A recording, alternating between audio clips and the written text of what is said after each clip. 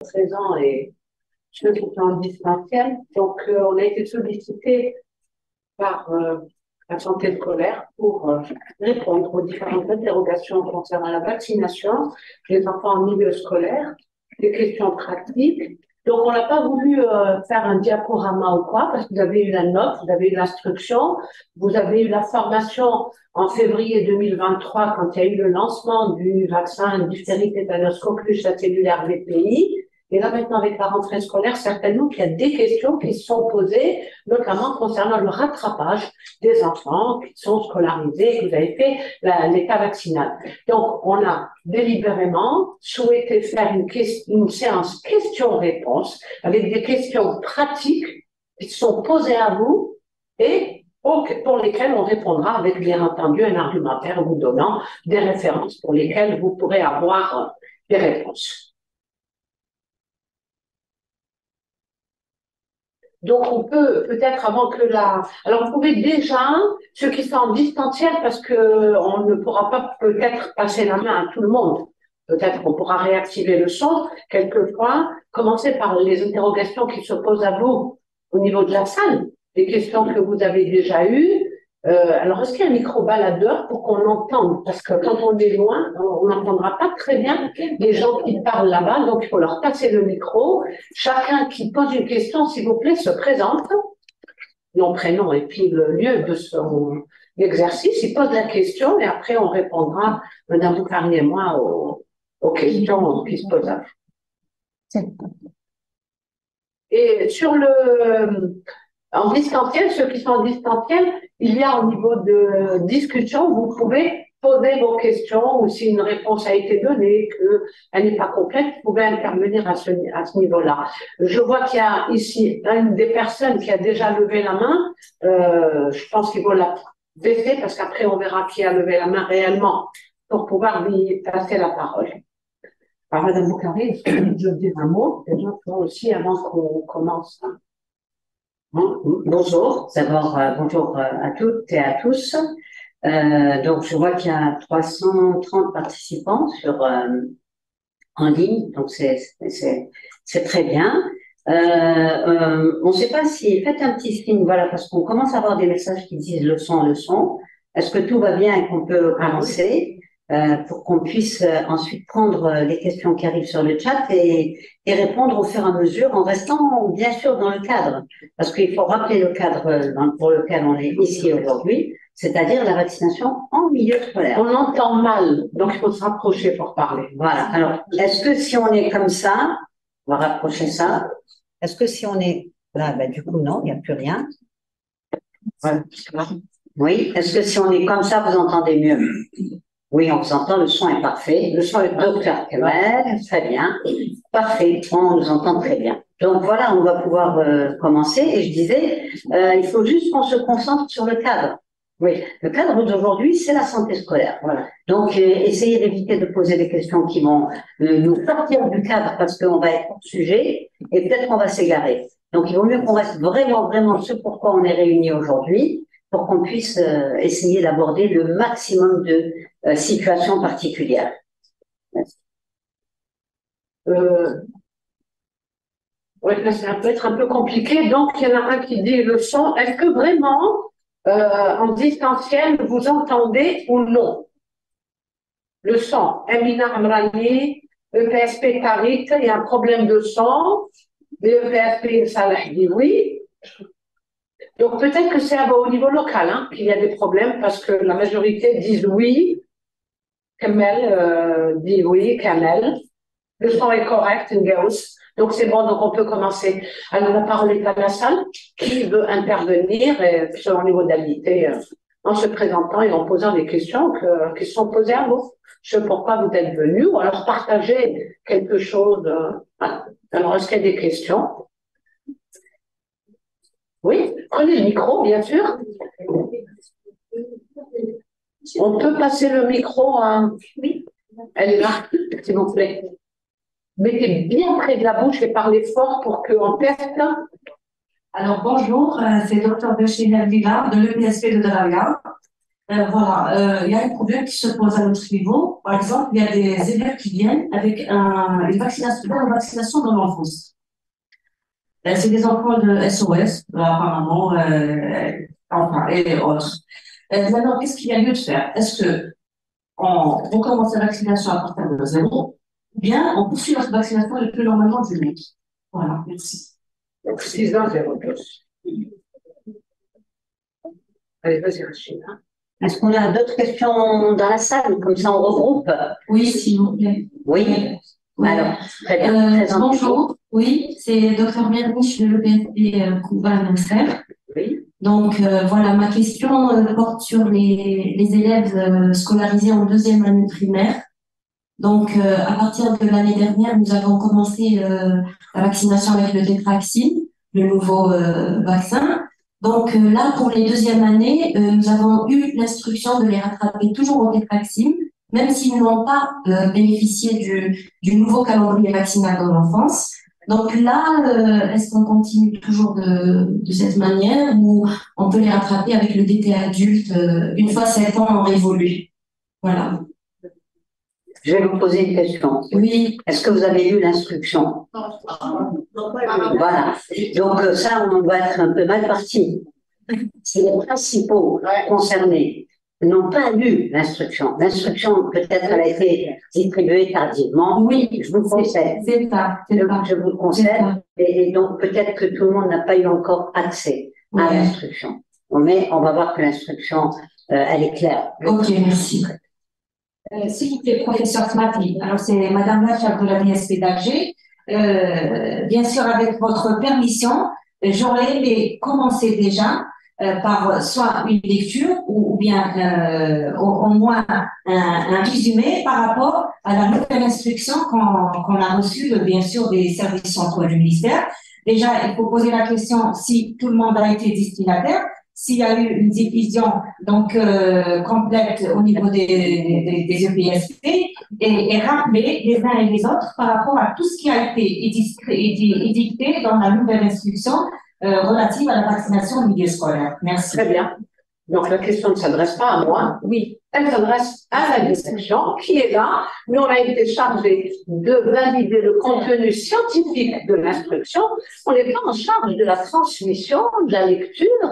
Pourquoi nous, on l'a lu? Je suis désolée. On est convoqué, on est invité à participer à une réunion sur le rattrapage des enfants en santé scolaire. On est en charge de ces enfants. L'instruction est sortie il y a 3 semaines, on ne l'a pas lue.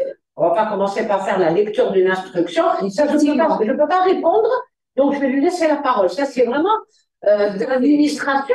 Moi, je sais ce qu'il y a dedans parce que c'est nous qui l'avons vraiment validé. Donc, on sait. Je vois certains médecins, certains praticiens, ils ont déjà, voilà, donc l'instruction à votre main. Donc, j'aurais aimé voir ça, c'est-à-dire chez nous, justement. Du moment que l'instruction a été diffusée au T, dès que la DSP l'a transmise, elle a été diffusée au T. Donc, il faut voir avec votre administration, donc votre direction, pourquoi il y a autant du voilà, par rapport à la transmission des instructions. Voilà, merci. Je peux répondre? S'il vous plaît, loin, je vais vous dire, quand on est en distanciel, qu'il y a un brouhaha dans la salle, c'est très incommodant pour les gens qui sont loin.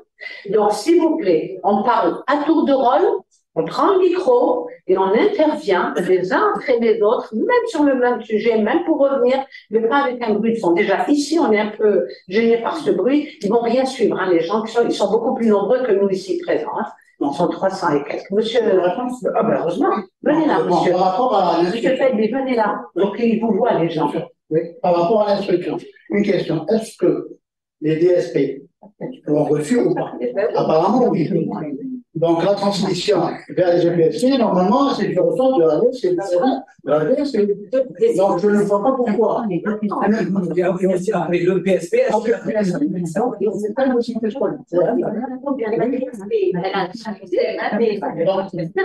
certains médecins pensent pas. Donc, le problème, bon, s'il y a problème, je ne pense pas que ce soit du ressort Des services centraux. Non, c'est pour ça que je voulais bien ça quand même D'accord. rappeler brièvement tout ce qu'il y a. Très bien. On va le faire. On va le faire. Ça, c'est bien. Comme ça, C'est bon. niveau de Est-ce que c'est bon, si vraiment il y a autant, on va aplanir les choses, mais ça nous fait quand même une bonne vingtaine de minutes de retard, hein. Donc de temps qu'on pourrait laisser à la discussion, mais peu importe si ça doit être nécessaire, parce qu'effectivement, moi j'ai reçu aussi en ligne une question qui est clairement écrite dans l'instruction, qu'on a rajoutée, donc c'est par là. On va vous la montrer, l'instruction, et voilà. Et peut-être qu'il y a encore un support. C'est bon. On va partager là en plus. Hein. Oui, je vais réduire là. Voilà. Je ne vais pas quitter. Vaccination en milieu scolaire, c'est celle-là. Note. Après, on va partager. Hein. Donc, elle est ouverte. Partage de l'écran, oui. Je la mets sur le bureau. Carrément, ça. Là, c'est mieux.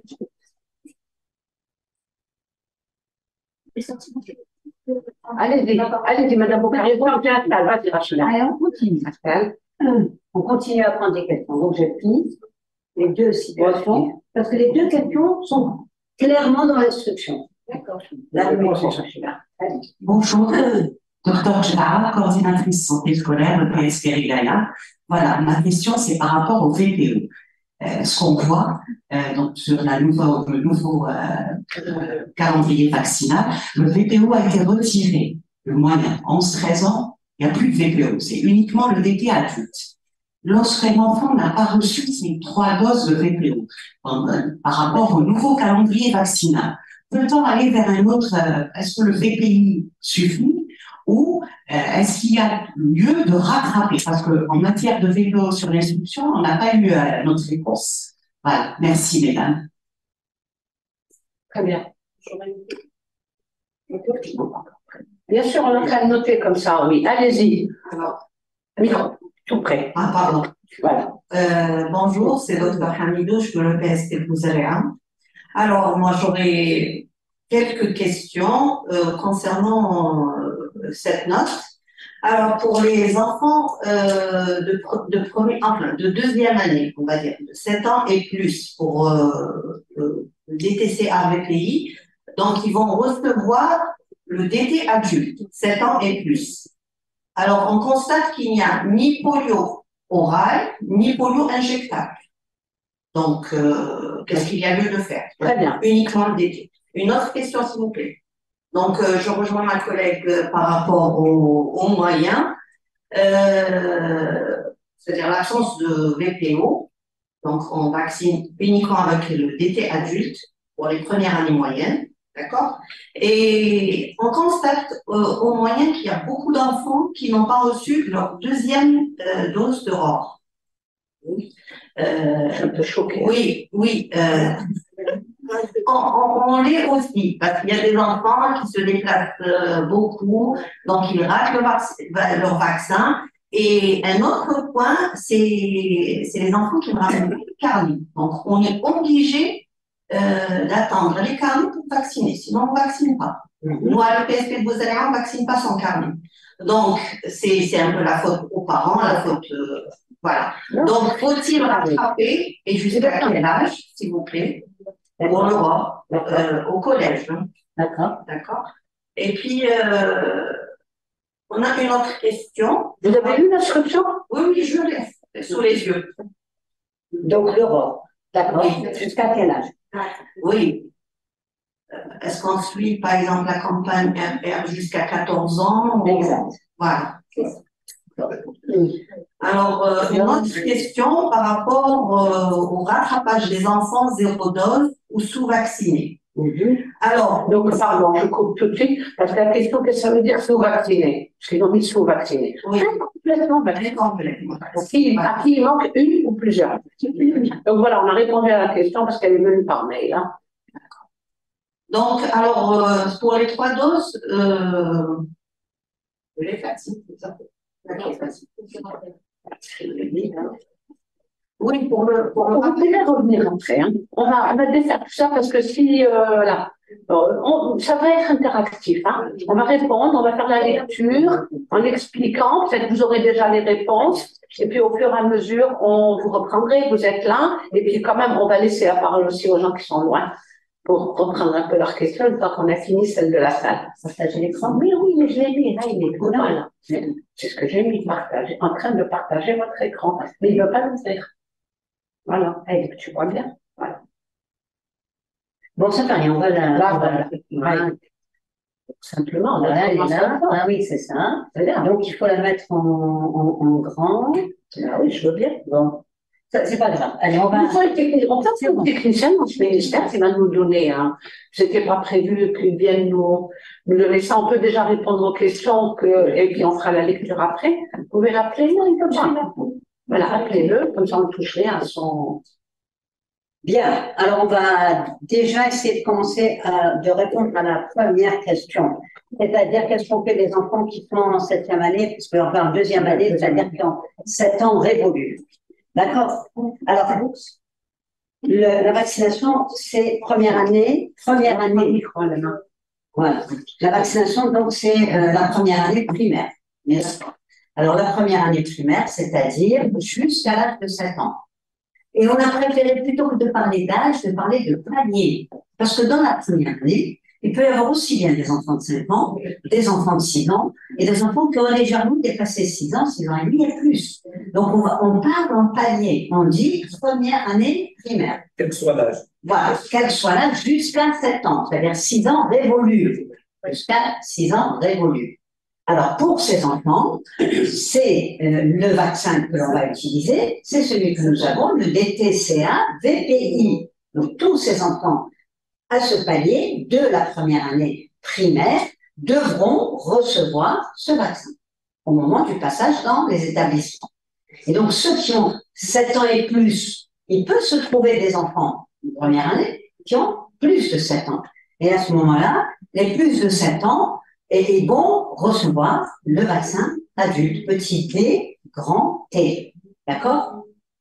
En ce qui concerne la rougeole, les enfants, à ce moment-là, ils sont tous sensibles, les enfants, ils sont tous censés avoir reçu leurs 2 doses de ROR, puisque je vous rappelle que 2016-2023, ils sont tous théoriquement dans le calendrier de 2016.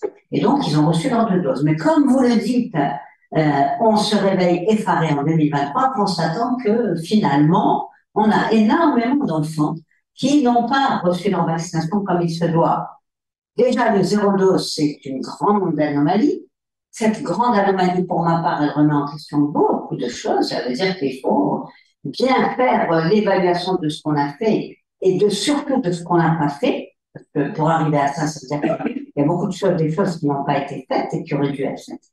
Et pour la rougeole, c'est la même chose. Il peut y avoir eu le problème de l'enfant qui n'a pas reçu les 2 doses. Pour la rougeole, le problème, il est simple. Chaque enfant, jusqu'à l'âge de 14 ans révolu, puisque c'est ce qu'on avait décidé dans la campagne, rappelez-vous, hein, c'est pas le cas de tous les pays. D'autres pays vont plus loin, puisqu'on a vu qu'il pouvait y avoir des adultes dans une épidémie qui sont insuffisamment vaccinés, donc non protégés, qui contractent la rougeole et qui peuvent faire des formes sévères.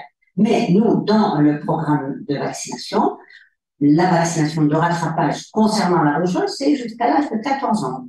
On est d'accord? Donc, tout enfant devrait avoir 2 doses de vaccin ROR ou RR. Et donc, s'il n'a qu'une seule dose, on lui fait sans hésitation et sans attendre sa 2e dose, il n'y a rien à attendre. S'il a reçu ces 2 doses, c'est bien, il est protégé. S'il n'a reçu aucune dose, on va lui administrer ces 2 doses en respectant un délai de 1 mois entre les 2 doses. Et encore une fois, on vous rappelle que cette 2e dose n'est pas une vaccination de rattrapage, c'est une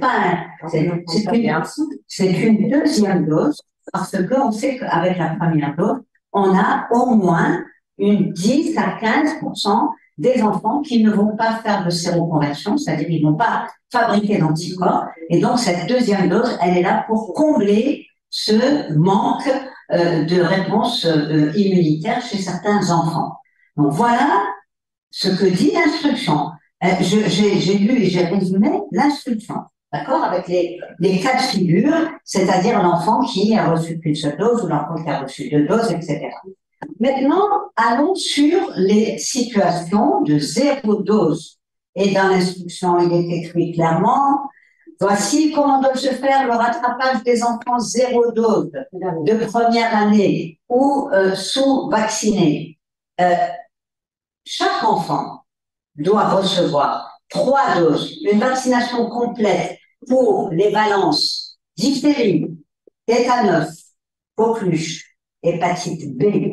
C'est ça les principaux, d'accord? VPO, VPU, c'est 3 doses, avec 2 doses en primo-vaccination et 1 dose de rappel. C'est ça la vaccination, globalement, pour être protégé, c'est ça qu'il faut mettre en place.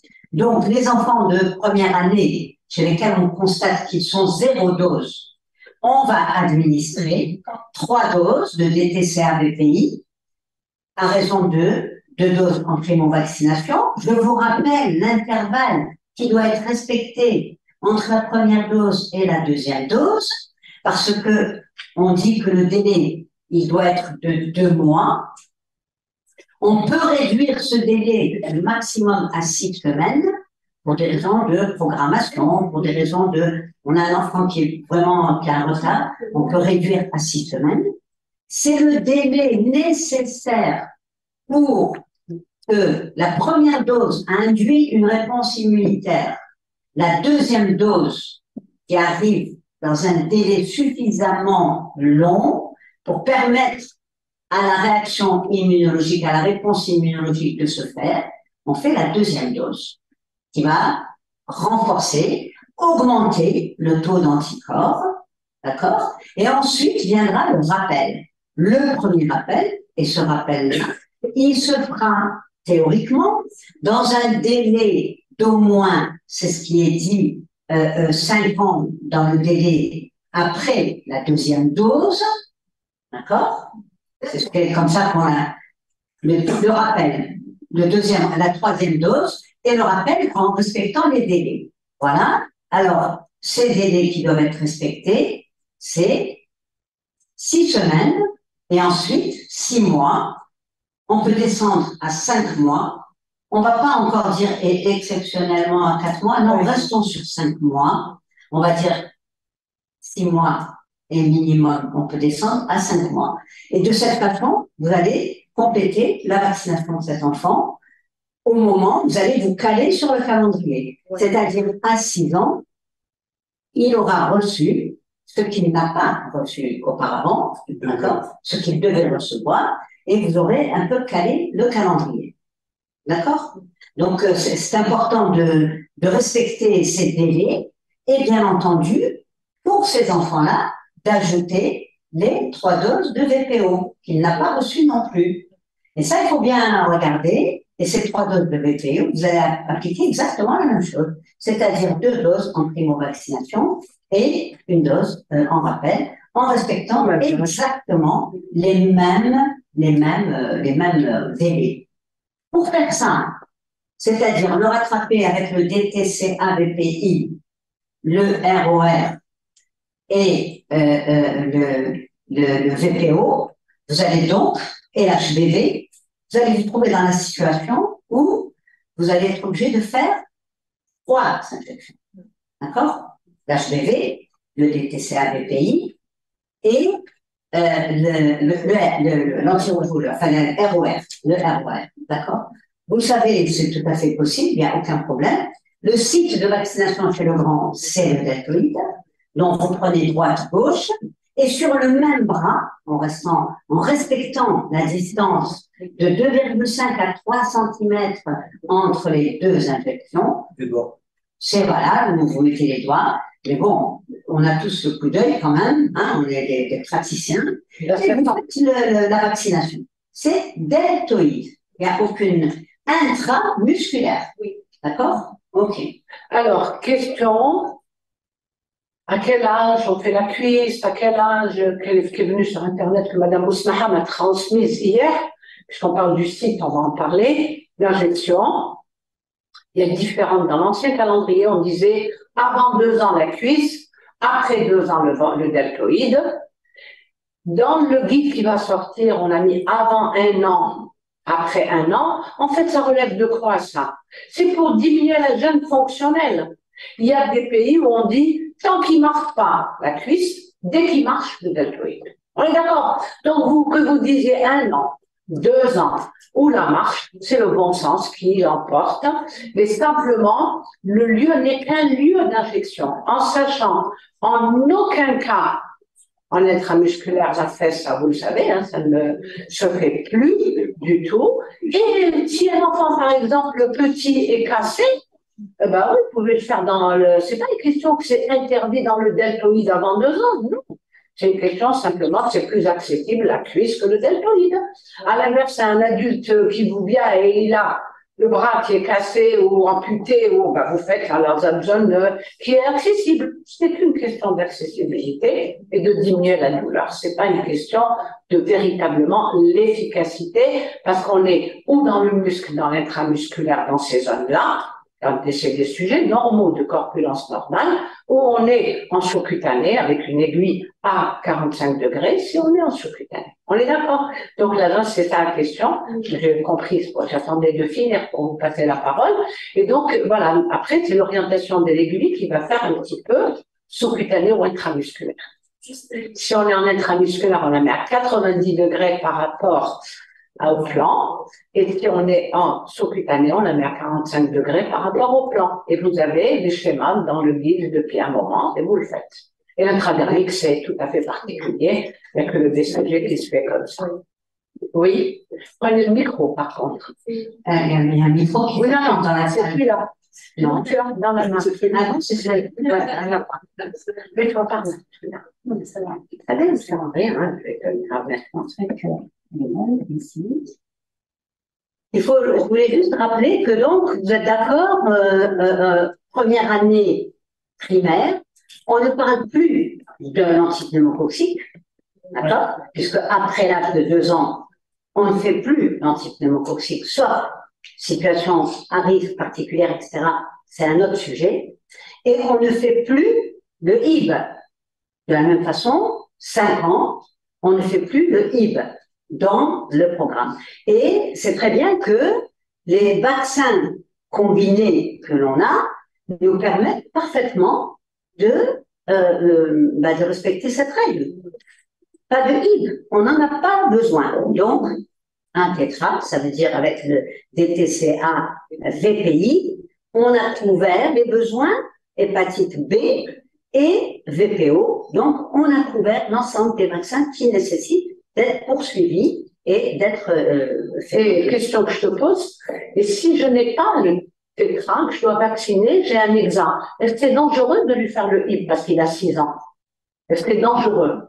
Alors, non, c'est clair. C'est ça que toujours la situation, quand vous faites un rattrapage vaccinal, vous regardez ce que l'enfant n'a pas reçu, de quoi il a besoin, et comment vous allez pouvoir combler ce besoin en fonction de ce dont vous disposez. D'accord? Évidemment, il ne faut pas se retrouver dans la situation d'utiliser à chaque fois un hexa à la place d'un tétra. Mais je dis que si on est dans une situation exceptionnelle où il y a besoin après 5 ans de mettre un HIB, c'est pas dangereux pour l'enfant. Voilà, ce n'est pas dangereux. Simplement, ce n'est plus nécessaire parce qu'il est sorti de l'âge où une infection à HIB est dommageable et va lui donner une infection grave. C'est pour ça que on ne le vaccine plus contre le HIB parce qu'il est sorti de la période de risque. C'est pas la peine de lui faire, parce que même il va faire une infection à HIB. Donc, on essaye de rester sur des vaccins combinés. Ça coûte cher. Pour chaque tranche d'âge. D'accord? Donc, pour les petits, jusqu'à moins de 5 ans, jusqu'en milieu scolaire, on reste sur de l'hexa si on doit faire un rattrapage. Et pour les 6 ans 6-7 ans, on va rester sur le tétra. Donc, on a les deux combinaisons nécessaires. Donc, on va rester sur ces deux combinaisons. Et dans ce contexte que tu viens de dire, il y a une question qui vient de rentrer là et qu'on a posée, nous, à la direction, donc on peut vous donner la réponse. Et l'HBV, bon, le tétra, je l'ai, ça.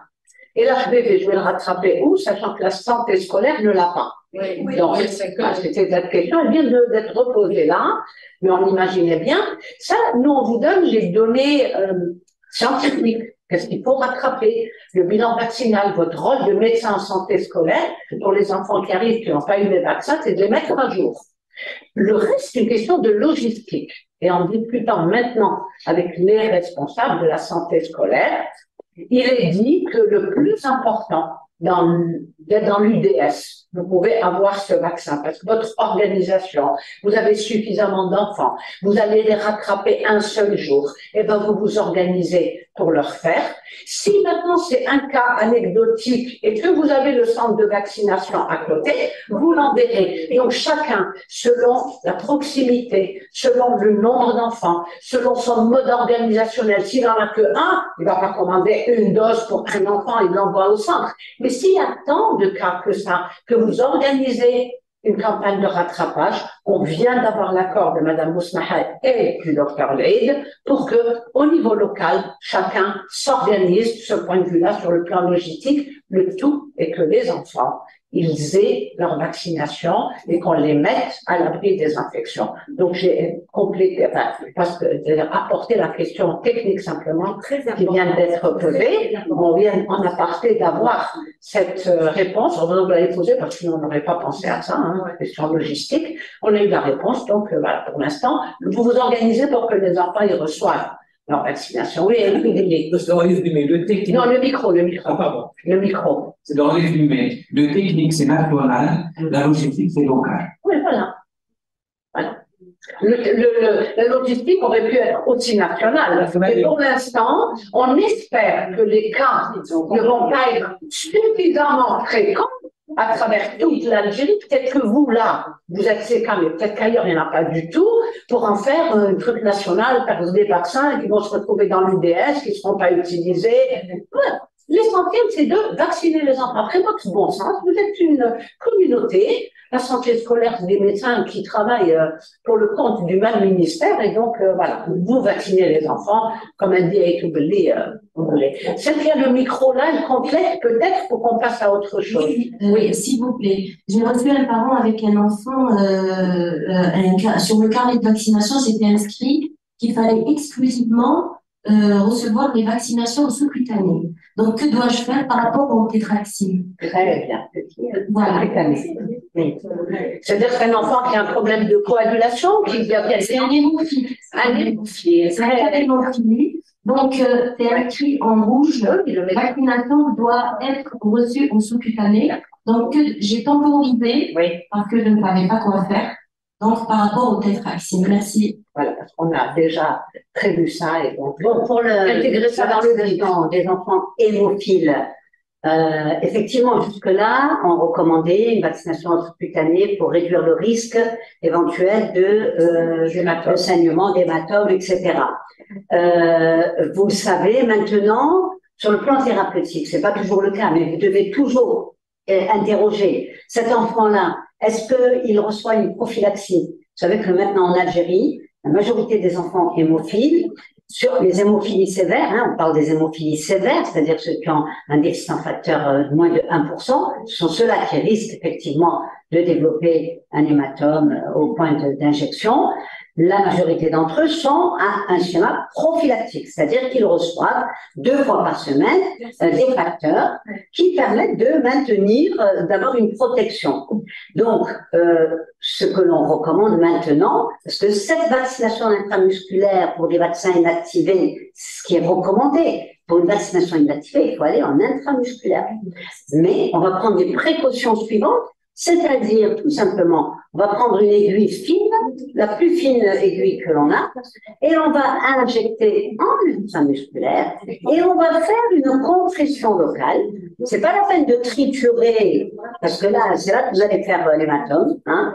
Tout simplement vous comprimez pendant quelques minutes, on va dire entre 3 et 5 minutes, et il n'y a pas de problème. Donc, il faut faire la vaccination intramusculaire. Donc, si le médecin, il a fait une vaccination sous-cutanée, il vous dit faites la vaccination sous-cutanée, c'est qu'il n'a pas l'information. Et cette information, elle va figurer dans le guide vaccination. Dans le guide vaccination, comment on vaccine un enfant hémophile. Et pour celui qui est en prophylaxie, ben justement, on va essayer de faire tout simplement coïncider sa vaccination avec le jour où il reçoit son facteur. Donc, on va essayer, il est protégé, et on va faire, il va recevoir son facteur, comme il a l'habitude. Maintenant, les enfants qui sont sous prophylaxie, ils font leur facteur à la maison. Donc, dites à la maman, je donne rendez-vous tel jour, où je vais avoir le facteur, vous venez au centre de vaccination, et vous lui faites la vaccination avec les règles. Aiguille fine, compression locale sans triturer pendant 3 à 5 minutes, et c'est tout. Parce que l'efficacité de la vaccination, si c'est en intramusculaire incluant, alors que jusque-là, effectivement, on était sur les... Tant qu'une recommandation n'a pas été décidée au niveau ministériel et qu'il y a une instruction de 2013, il fallait qu'on dise la même chose. L'an dernier, en santé scolaire, on n'avait pas encore décidé ça. On a dit, maintenant que ça a été décidé, que c'est écrit, que c'est entériné, on peut le partager avec vous puisque c'est validé, c'est même dans le guide, c'est écrit comme ça dans le guide. Pardon, encore une question par rapport à l'aiguille fine. Ça veut dire qu'on doit remplacer, parce que comme vous savez, le tétraxine, c'est une aiguille qui est prête à l'utilisation. Qu'est-ce qu'on doit faire? On doit changer l'aiguille, la remplacer par une aiguille fine. On a le droit de faire ça? C'est un cas exceptionnel, l'hémophile, quand même, qui vient se faire vacciner. Justement, vous remplacez. D'accord. Merci. Merci. On peut pas la remplacer. Ah bon? Elle est soudée. Alors, on peut pas le guérir. D'accord. Alors, vous faites la compression. C'est tout. Vous faites la compression. Si vous pouvez pas. Mais vous restez en intramusculaire. Ok. Elle est pas longue. Elle est pas longue. Elle est fine, mais elle est pas longue. Les enfants. C'est pareil pour tous les vaccins. Oui, elle fait une bonne remarque. Oui. Pour le vaccin hexavalent, vous savez que c'est un flacon, vous allez le remplir, vous pouvez prendre l'aiguille qui correspond à l'enfant. Et ça évitera de faire deux injections, par exemple. D'accord? Hein? Voilà, c'est... Celle qui a posé la question, on est en train de répondre. Oui. Évitez, s'il vous plaît, les bruits là de fond entre vous. Elle répond que pour l'examen, comme c'est un flacon monodose que vous allez remplir dans une seringue, là, vous pouvez adapter l'aiguille. Utiliser l'examen. L'aiguille fine et longue. D'accord. Okay. Voilà. Vous pouvez adapter pour cet hémophile. Ou un enfant sous anticoagulant, ça revient au même, hein. C'est-à-dire une pathologie à risque d'hématome, etc. et tout. Alors, la polio. La polio est une maladie, vous savez, qui est très préoccupante à travers le monde, et en Algérie également, puisque vous n'êtes pas sans ignorer que dans tous les pays du monde, maintenant tous les schémas de vaccination, il y a 2 types de schémas. Il y a des gens qui ne font que le VPI uniquement, qui n'utilisent pas le vaccin polio oral. Pour cela, ce qu'on espérait faire, nous en Algérie, il faut avoir une couverture vaccinale de plus de 90% à l'échelle nationale, subnationale, continue, solide sur plusieurs années. Il faut avoir un faible risque d'importation de virus polio. Alors, vous avez vu l'Algérie, pays continent avec 5 pays et autant de personnes qui transitent et tout. L'Algérie ne remplit pas ces critères. Donc, nous sommes avec les pays qui utilisent l'autre schéma de vaccination que l'on dit séquentiel. C'est-à-dire qu'on fait dans notre schéma à la fois du VPI et du VPO. Le VPO que nous avons depuis 2016 est un VPO bivalent. C'est-à-dire qu'il ne contient que les sérotypes 1 et 3.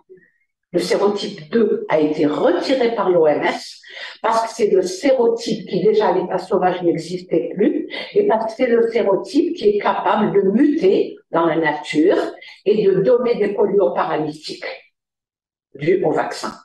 C'est ce que nous avons eu en Algérie l'été dernier. Donc, dans ce cadre-là, et compte tenu de cela, tout pour couvrir contre le sérotype 2, quand la politique de vaccination a fait que le VPO est passé de trivalent 1, 2, 3 à bivalent 1, 2, 3, l'OMS a instruit tous les pays pour introduire au moins une dose de VPI, c'est ce qu'on a fait en 2016. Et puis, les conditions sanitaires se modifiant, la disponibilité des vaccins, l'Algérie a opté pour un vaccin hexavalent avec un VPI intégré. L'OMS a dit qu'il fallait plus d'une dose. Et ben nous, actuellement, on est à 4 doses de VPI, puisqu'on a 2, 4 et 12 mois dans le cas d'un hexa, et un rappel à 6 ans pour les enfants de 6 ans dans le tétra DT-CoQ VPI. C'est ce que nous avons comme schéma.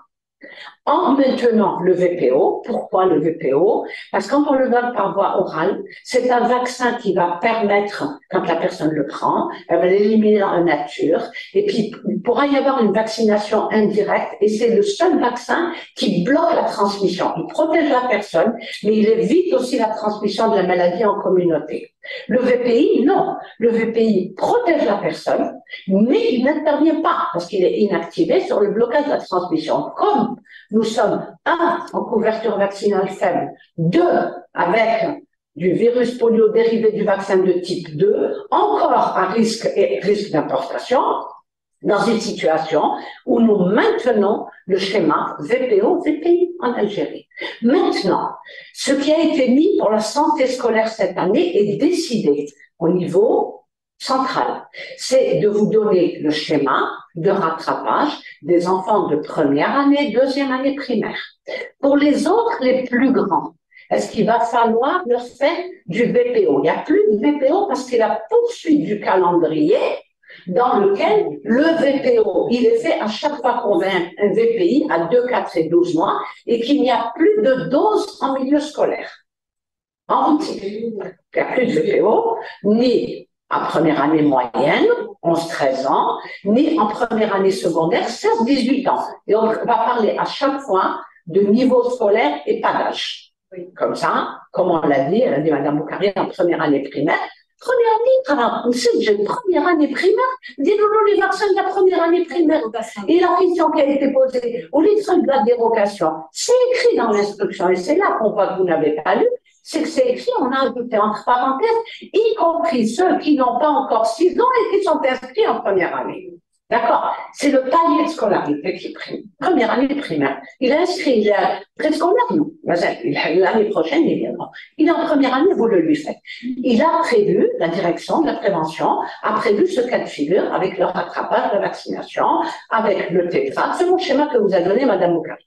Pour les autres âges, sachant que la poliomyélite est une maladie sous contrôle mondial, avec laquelle il y a un comité d'éradication.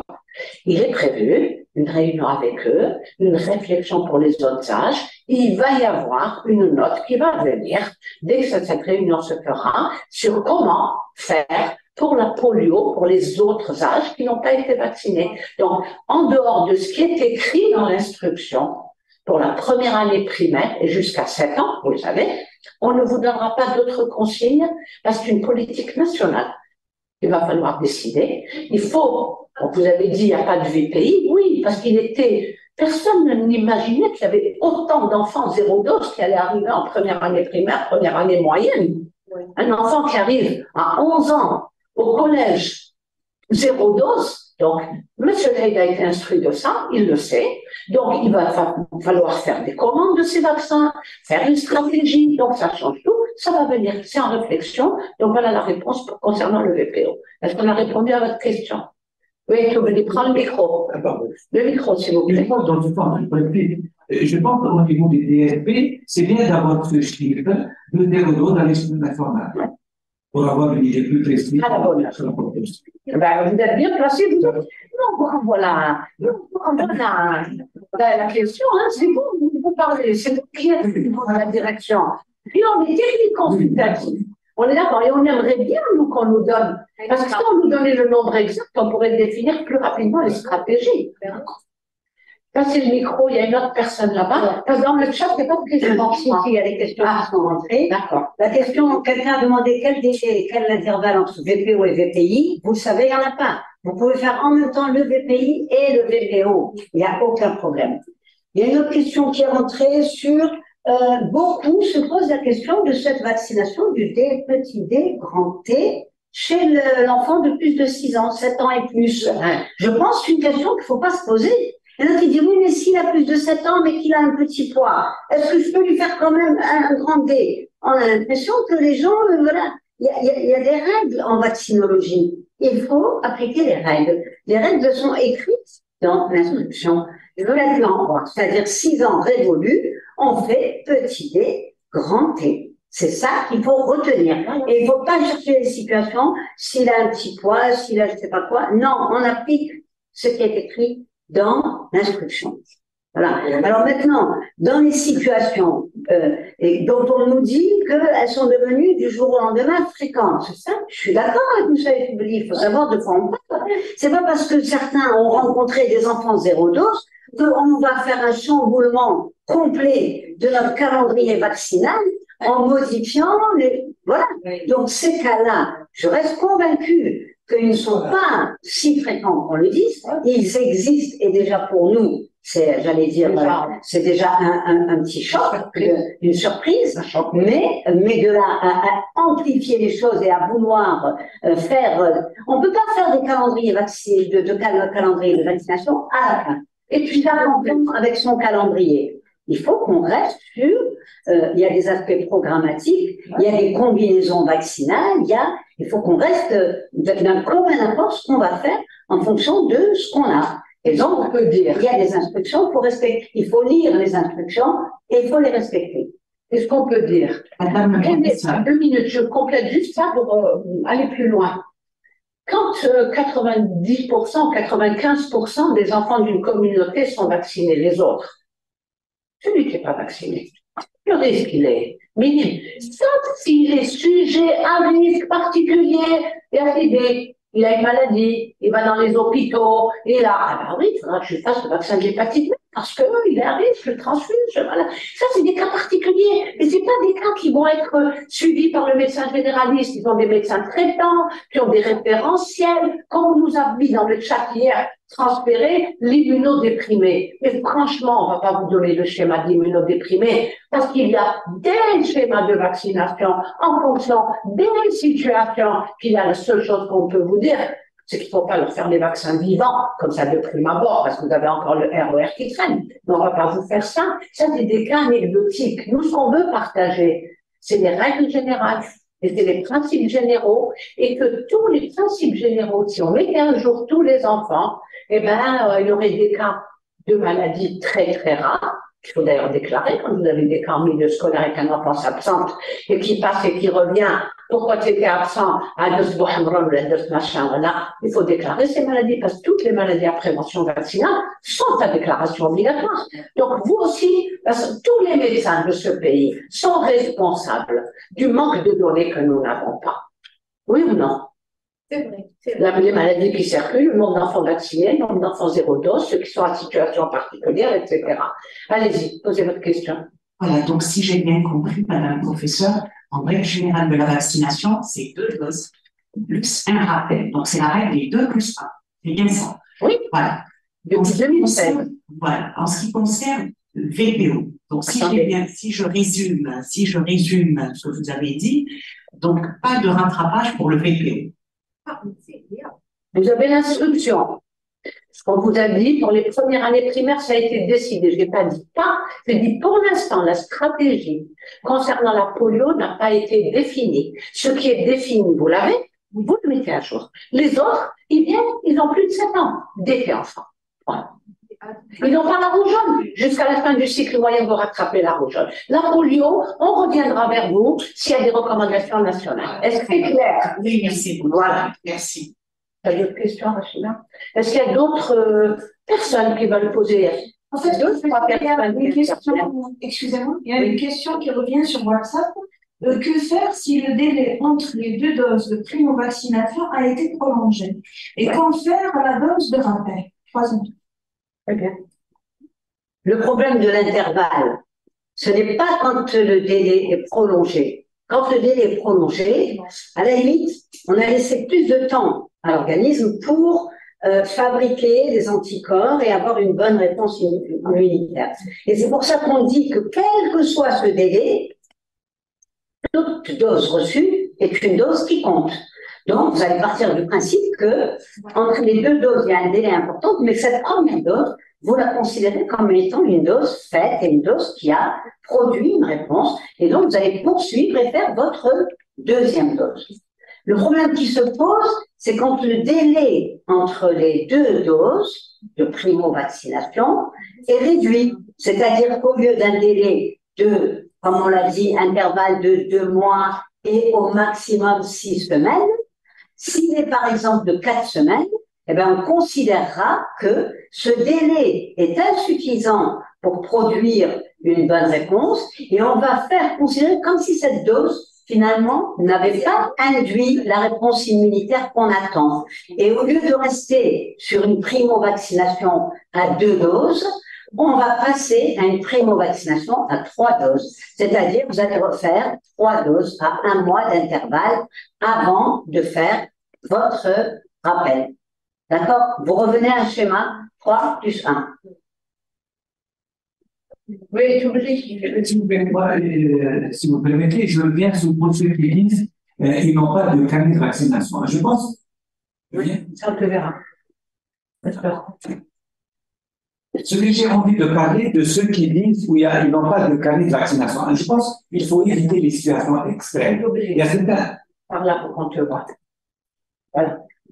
Si vous permettez, je pose le problème de ceux qui posent le problème d'absence de carnet de vaccination. Je pense que c'est un document essentiel, mais il faut éviter les conduites à tenir extrêmes. Pour certains, il n'a pas de carnet de vaccination, je ne vaccine pas. Pour moi, il n'est pas concerné, ça, c'est pas bien.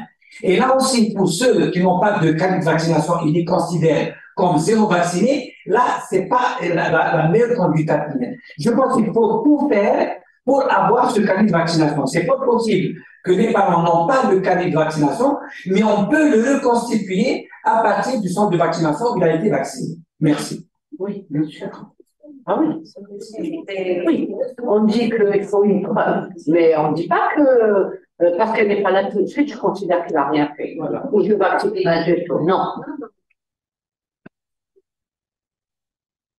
Oui. Pardon, je peux vous poser une question. Voilà, donc sur le plan médico-légal, pour les parents qui refusent vacciner, c'est ce qu'on fait. Alors, sur le plan médico-légal, on nous a dit vaccination gratuite, on le sait, mais obligatoire, ça c'est dans les faits. Mais les parents, vous n'avez aucun, vous, à titre individuel, vous n'avez aucun c'est-à-dire mécanisme qui va vous dire, voilà, vous n'allez pas leur interdire l'accès à l'école, vous n'allez pas leur, voilà, il n'y a pas ce processus n'existe pas. On a discuté l'an dernier quand on a fait la formation santé scolaire où il y avait le représentant, il y avait Monsieur Fourard qui était présent au lancement et avec le représentant des collectivités locales et de l'éducation nationale. Et ce qui a été suggéré, c'est 2 choses. D'abord, d'exiger le pass certificat de vaccination, mais le carnet de vaccination pour la rentrée scolaire, et que 2, les chefs d'établissement doivent être les garants en disant aux parents, vous mettez à jour de la vaccination, sans dire, voilà, sinon je l'exclus. Parce que des pays où tu n'es pas un jour, tu ne rentres pas à l'école. Nous, on n'a pas ce processus, ça n'est pas enclenché comme ça. Le tout, c'est d'essayer de comprendre pourquoi ces parents ont refusé. Est-ce qu'ils ont eu une expérience qui était négative avec la vaccination, quelle était, et à planir? Est-ce qu'ils sont réticents vis-à-vis de la vaccination? Pourquoi? Essayer d'expliquer c'est-à-dire surtout avec les vaccins qu'on a maintenant dans le calendrier, mais vraiment il y a une sécurité d'activité qui n'a pas son égal, on est en monodose, on est dans des vaccins vraiment très bonne tolérance, on est d'accord, pousser à se faire vacciner plus que le bâton, voilà, sinon pas là. vaccination, ils ont refusé. Genre, on n'a pas de processus de ce point de vue-là. Mais nous, on n'est pas des policiers, on n'est pas des, voilà. On est des médecins, on est des personnes qui soignent les enfants. Et moi, quand j'ai des parents comme ça qui viennent, je constate, ils disent, là, la goutte de l'eau, je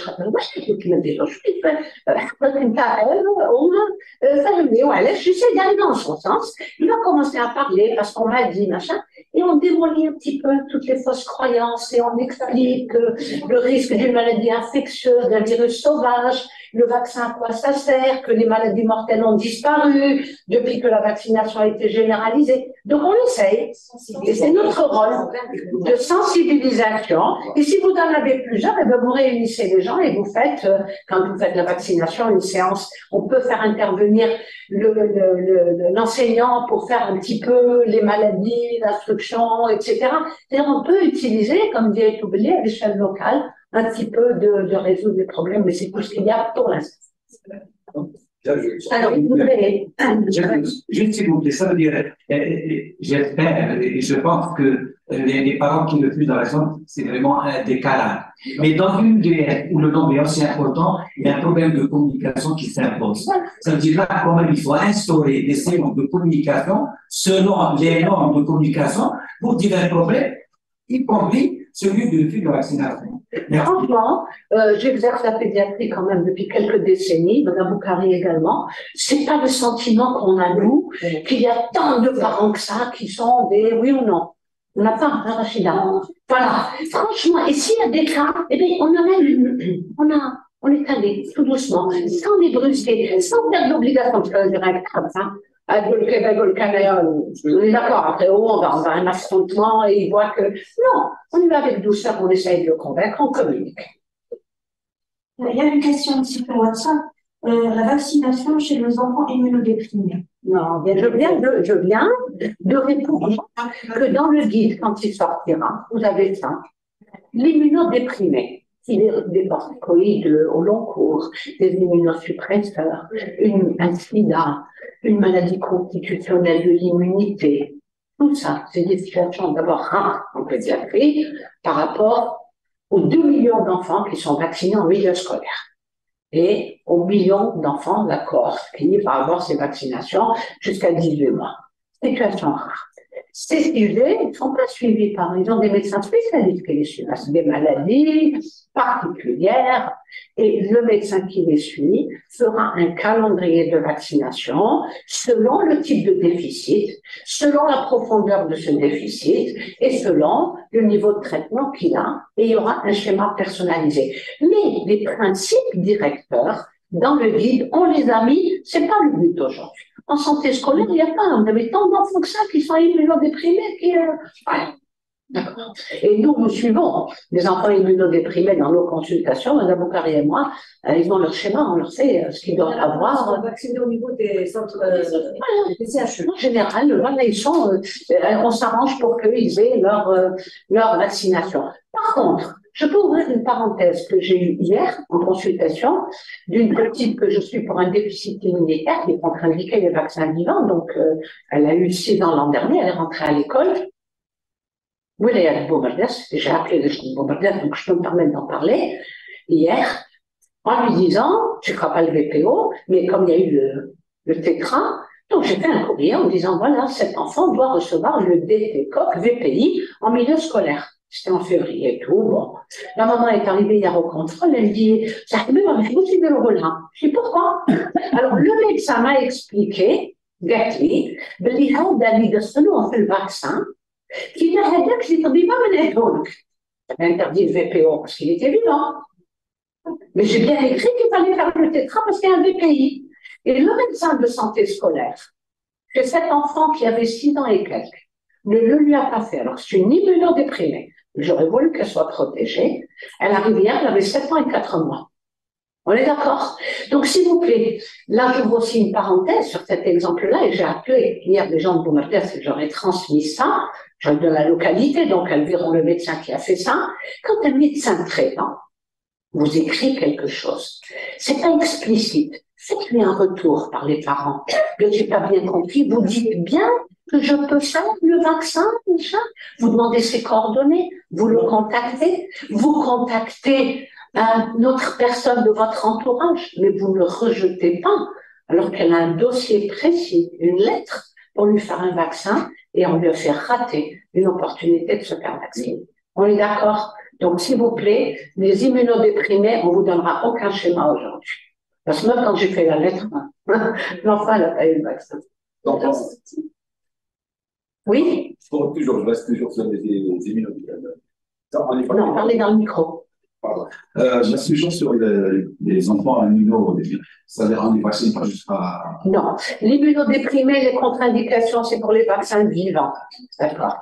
Les inactivés, vous pouvez leur faire, ils répondront moins. Mais ce que je veux dire, c'est qu'un immunodéprimé, en général, il a son médecin traitant qui lui a déjà indiqué les vaccins qu'il ne doit pas avoir. Mais les vaccins inactivés, il n'y a pas de risque, il fera moins d'anticorps. Pardon. Oui. Je reviens toujours sur l'âge. C'est-à-dire, bon, 7 ans. C'est-à-dire, 6 ans révolus. Oui. C'est-à-dire, 6 ans révolus. C'est-à-dire, on dit 6 ans plus un jour. C'est ça? Oui. J'ai entendu le professeur a dit, je m'excuse, j'ai mal entendu, 6 ans révolus. Il a fini sa 6e année, il recommence sa 7e année. Ça veut dire, on dit 7 ans révolus, je m'excuse, hein, 7 ans révolus. Il a moins de 7 ans. Il vaccine avec le tétra. Il a fait 7 ans. Il a fait 7 ans, c'est il faut passer au le petit dé. Oui. Merci beaucoup. Petit dé. Alors, s'il vous plaît. 7 ans, passe au détail. Voilà. Oui, c'est ça. Dès qu'il a fait 7 ans, son anniversaire de 7 ans et au-delà, on est désolé, mais il faut des règles. Hein.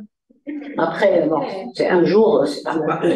Quelles sont les évolutions? Il y a une autre, s'il vous plaît, une autre question sur WhatsApp, les âges limites de l'utilisation des vaccins, des CG, différents vaccins. Oui. Oui. BCG. Les différents vaccins. Alors, BCG, Tu peux prendre la parole et donner là. Allez-y. Allez-y. Je reste sur le DTP AVPI. Alors, celui qui n'a pas reçu le vaccin de 12 mois. Alors, est-ce qu'on le considère comme un enfant Non, souvent incomplètement vacciné, ou bien on continue la vaccination et la dose de 6 ans. pour la dose de 6 ans, un enfant, parce qu'on en a pas mal. Pas mal. C'est dramatique ce qu'on train de se passer là. Moi, je ne vois plus, je ne reconnais plus, ça ne fait rien.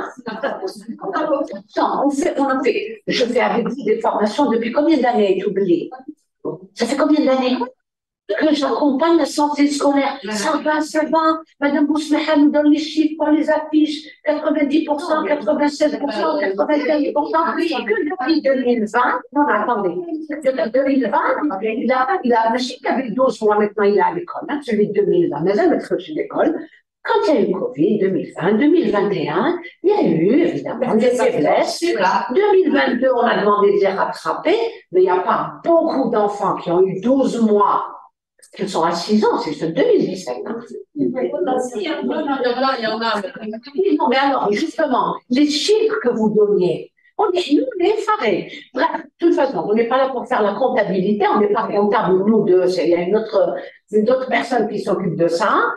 Elle vous a donné les âges, Mme Boukari. Elle vous a dit le plus mot, vous ne le rattrapez plus. Le HIB, pas après 5 ans. Si tu enlèves le HIB, qu'est-ce que tu vas faire? C'est le tétra. Vous faites le tétra jusqu'à 7 ans et vous lui faites l'HPV, comme c'est écrit dans l'instruction. Non, je parle du DTCA de 12 mois, c'est tout. C'est ce qui lui manque à l'enfant. Donc, il a eu un accident. Vous lui faites le rappel. Ça sera sans rappel. Comme il n'y a pas de délai supérieur, ça sera le 2. Le plus 1, il aura fait accident, le 2. Bien, mais vous aurez quand même un souci avec l'HPV. C'est toujours la même histoire. Vous devez dire, cet enfant-là, il a tel âge. À tel âge, il aurait dû recevoir ça. Oui, vous comptez. 1, 2, 3 doses de ça par antigène. Mais à l'âge que j'ai, il n'a reçu que ça. Donc, qu'est-ce qui lui manque? Et ce qui lui manque, comment je vais le faire? C'est tout. Vous le faites en fonction des combinaisons que vous avez. Vous dites, il a 6 ans, il n'a plus besoin de HIB. Donc, on n'en parle plus. Donc, au lieu de faire l'examen, on va lui faire un tétra et on va lui faire un HBV. Maintenant, comme on l'a dit tout à l'heure, je suis dans la situation exceptionnelle, etc., je peux faire un examen, même si j'ai dedans un ID dont il n'a pas besoin, mais qui ne pourra pas lui causer de problème. Il n'y aura pas de problème. D'accord? Il faut immuniser les enfants. C'est tout. Avec les principes directeurs. Mais ça sert à ça, cette vaccination à 6 ans, à 11 ans. Voilà. Bien sûr.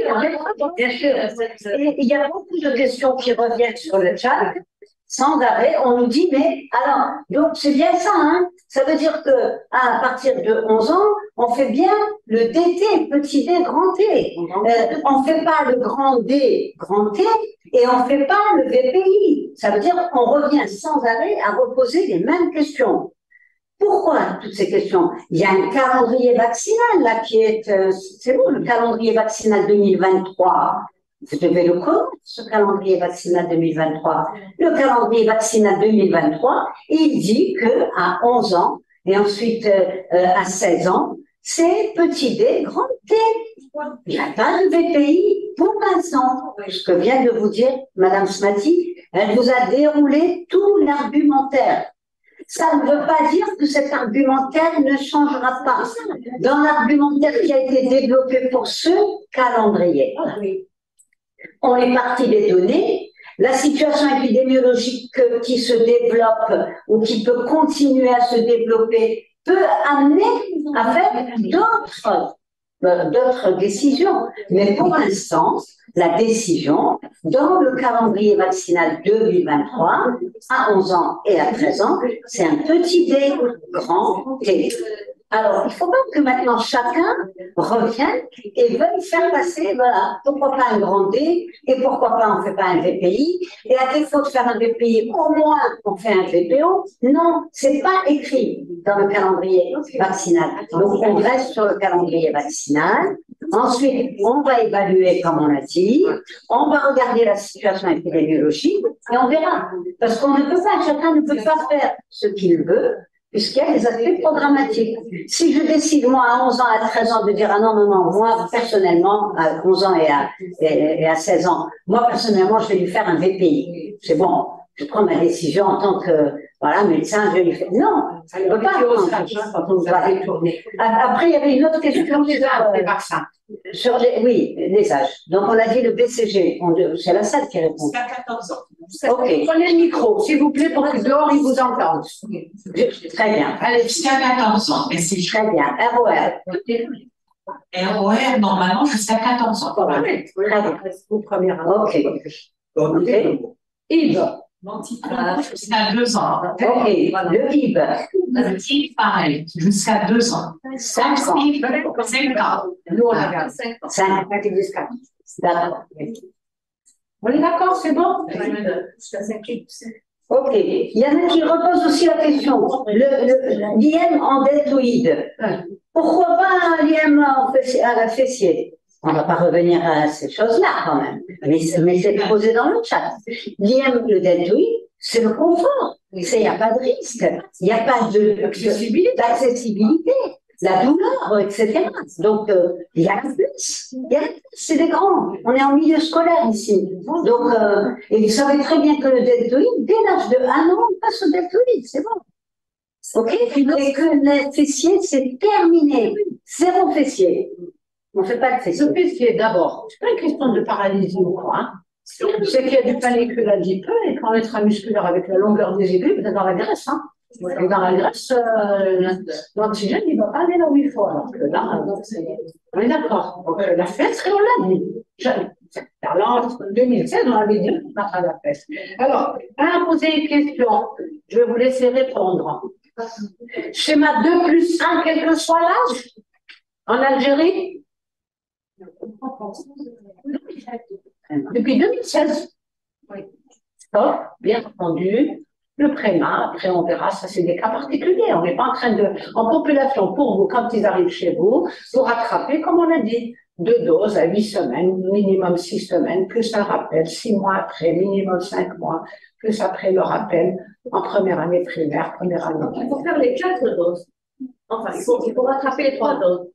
Oui, de plus, hein. Alors, on continue avec la quatrième dose. Vacciner pour rattraper le bilan. On ne va pas prendre tous les cas de figure. Il faut compter. Quel âge il a? Qu'est-ce qu'il aurait dû recevoir? Qu'est-ce qui lui manque? Qu'est-ce que je dois plus lui faire? Qu'est-ce que j'ai comme présentation? Et en avant. Voilà. Donc, vous regardez le nombre de doses et vous regardez si l'intervalle entre les doses a été respecté. C'est ça qui est important. Vous validez ou bien vous dites non, moi je ne valide pas là parce que c'est, donc je vais faire. Vous comprenez? Oui. Voilà. Pardon. Oui. Micro. On a eu l'année passée des cas de BCG après séance de rappel. Dans un cas, on a dû faire le. Oui. Je vois ça. Ça ne s'affiche pas. Alors, on a dû faire. Vraiment, aujourd'hui, on n'a jamais été aussi gêné par le truc. Alors, on a dû faire le. Je n'arrive pas à vous lire, hein, désolé. Hein. Je vais aller là, voilà. C'est la. Pourquoi ils n'ont pas mis la discussion dans le ruban?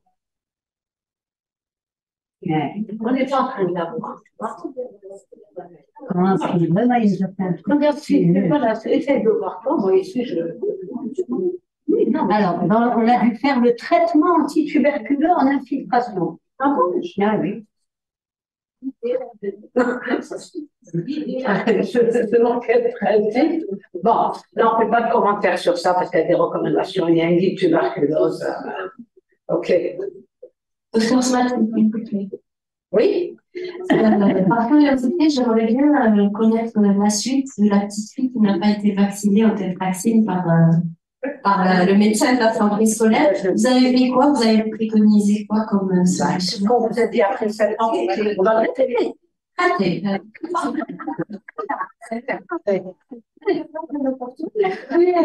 Non, par rapport à son... Ce que je fais à mes malades, c'est ce que je dis ici. Mais je vais quand même téléphoner pour que la personne elle sache que ce qu'elle a fait, elle n'aurait pas dû être. D'accord. Qu'elle l'a privé d'avoir une dose de BPI, un coqueluche cellulaire. Merci. Il y a une question sur quel est le délai entre deux rappels.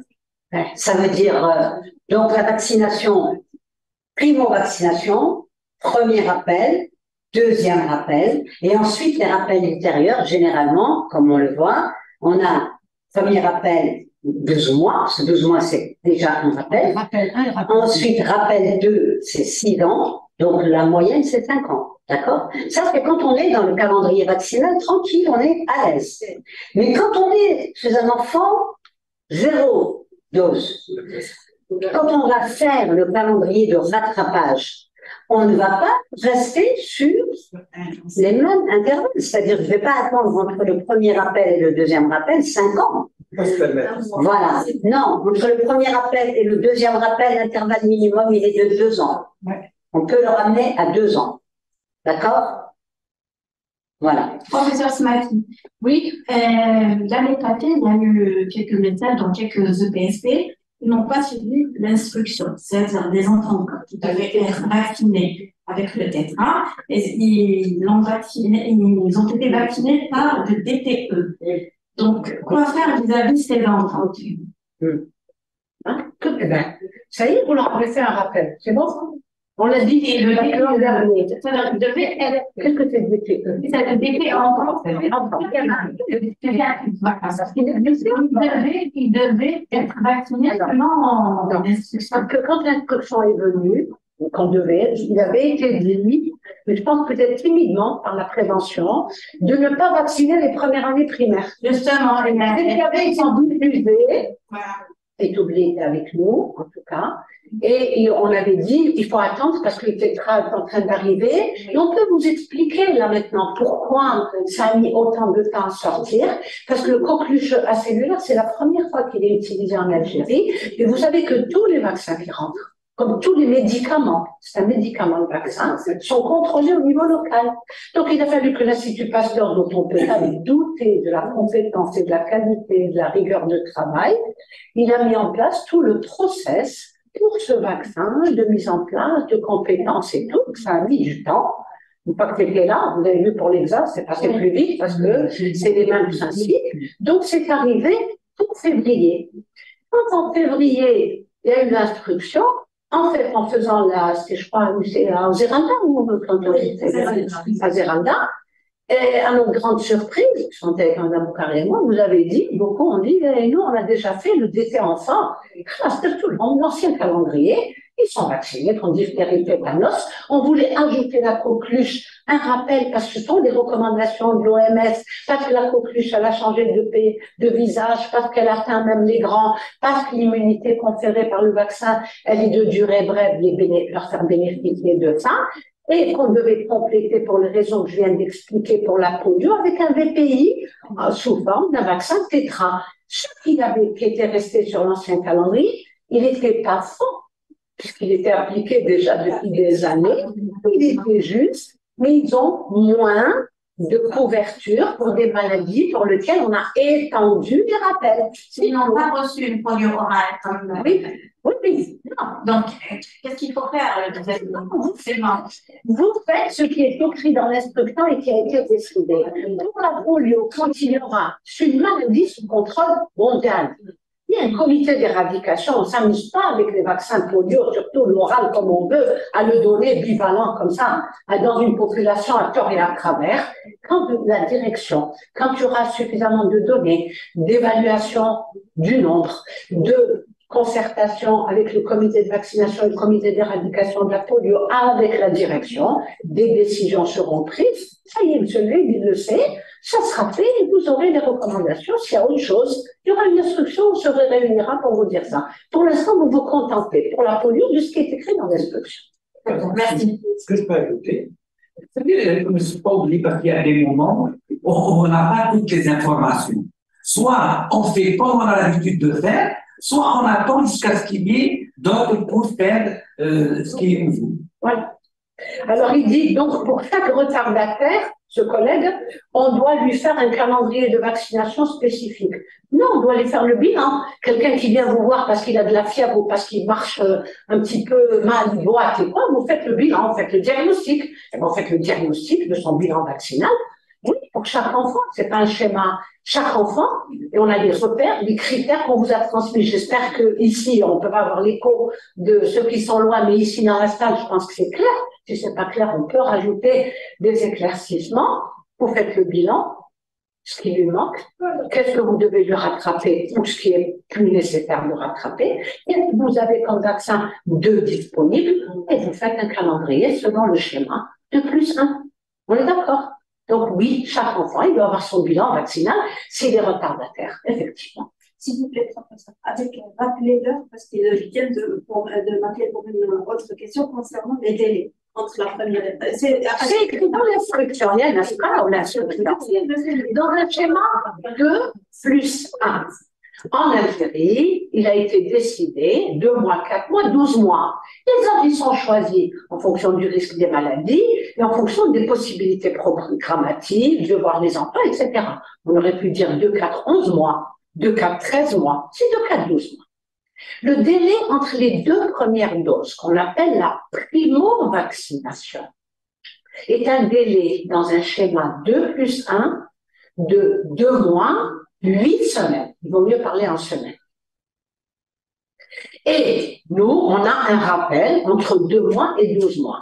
Quand il y a un retard, il vaut mieux rattraper le retard le plus vite possible et on va plus garder le délai optimal, qui est de 8 semaines, mais on va faire le délai minimal en dessous duquel il ne faut pas descendre parce que c'est un délai qui permet, je n'ai pas la clé là, on peut pas projeter d'ailleurs, vous montrer que c'est le délai qui est nécessaire pour que le système immunitaire, elle vous l'a dit Madame Boukari, fasse des lymphocytes B et les remonte à un niveau où ils sont capables de répondre à une autre dose. Et ce délai, dans la primo-vaccination de 8 semaines, le minimum, 6 semaines.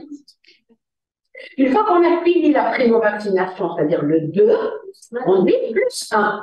1, c'est le premier rappel. Ce rappel-là, le délai, j'en ai pas pressé, s'il n'y a pas de risque. Sur la programmation, il est de 6 mois. Mais on peut aller à 5 mois. On est d'accord. Voilà quels sont les délais que l'on va respecter, quel que soit, c'est indépendamment de l'âge. C'est pour permettre au système immunitaire de produire les anticorps nécessaires pour assurer la protection. Ces délais, ils répondent à des impératifs immunologiques et plus programmatiques. Vous pouvez faire le rappel SIV, vous la vaccinez en décembre. D'accord? Première dose, 6 semaines après janvier, février. La sortie de l'école, c'est vers juin. Vous ne ferez pas 6 mois, vous ferez 5 mois. Je rappelle par exemple, parce que le plan programmatique, c'est ça qui vous convient. Alors, malgré tout ce qu'on a dit, il y a plusieurs questions encore. Est-ce que faire la vaccination DTCA-VPI est contre-indiqué après l'âge de 7 ans? Donc, il y a une fixation là. Il y a une forme de fixation. D'accord. Il y a un calendrier vaccinal à respecter, Yannis. Le calendrier vaccinal, il est clair. Et il dit le DTCA-VPI, c'est l'enfant, premier palier primaire, première année, qu'il ait 5 ans, 6 ans, qu'il approche les 7 ans. Et après l'âge de 7 ans, on passe au petit D, grand T. D'accord? Donc, on n'a pas parlé de contre-indication. On a parlé de calendrier vaccinal, de disposition, etc. Les contre-indications, ce serait de dire qu'il risque d'avoir un effet grave lié à la vaccination. Ce n'est pas le cas. C'est une question de concentration de l'antigène pour susciter une réaction immunitaire. D'où vient cette séparation entre grand D et petit D? Elle vient du fait qu'il y a un phénomène qui s'appelle le phénomène d'Arcus, qui est un phénomène d'abord très rare, exceptionnel, qui fait que chez des enfants qui ont déjà reçu antérieurement des doses de DT, si on multiplie les doses de DT, c'est essentiellement lié d'ailleurs à la diphtérie, beaucoup moins au tétanos, et pas du tout avec les autres vaccins. Donc, le fait qu'on lui donne des doses multiples de D, on peut induire ce qu'on appelle ce phénomène d'Arcus. Ce phénomène d'Arcus, c'est quoi? C'est une réaction locale très importante qui peut aller au-delà même de la réaction locale. Et qui a fait dire que même si ce phénomène d'Arcus est assez rare, etc., on va recommander à partir de 6 ans, 7 ans, pour un enfant qui a déjà reçu des doses antérieures de diphtérie, de passer à un petit T. Donc voilà, la subtilité, elle est là. Après, je sais bien que les collègues qui posent ces questions, c'est parce qu'ils vont prendre référence dans les calendriers internationaux, et en particulier dans les calendriers français, où on peut mettre le grand D jusqu'à voilà. Nous ne sommes pas dans les mêmes situations. Nous avons un calendrier national. Il a été réfléchi et pensé par la direction de la prévention avec un comité technique de vaccination. Il est mis en place. Il faut que chacun applique le calendrier qui est proposé. Parce que sinon, si chacun fait ce qu'il veut, on va se retrouver dans des pénuries.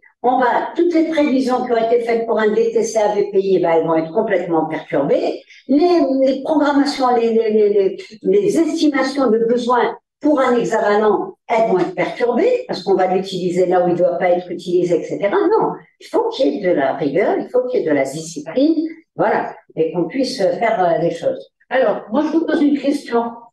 Avant le tétra, je compte le déran.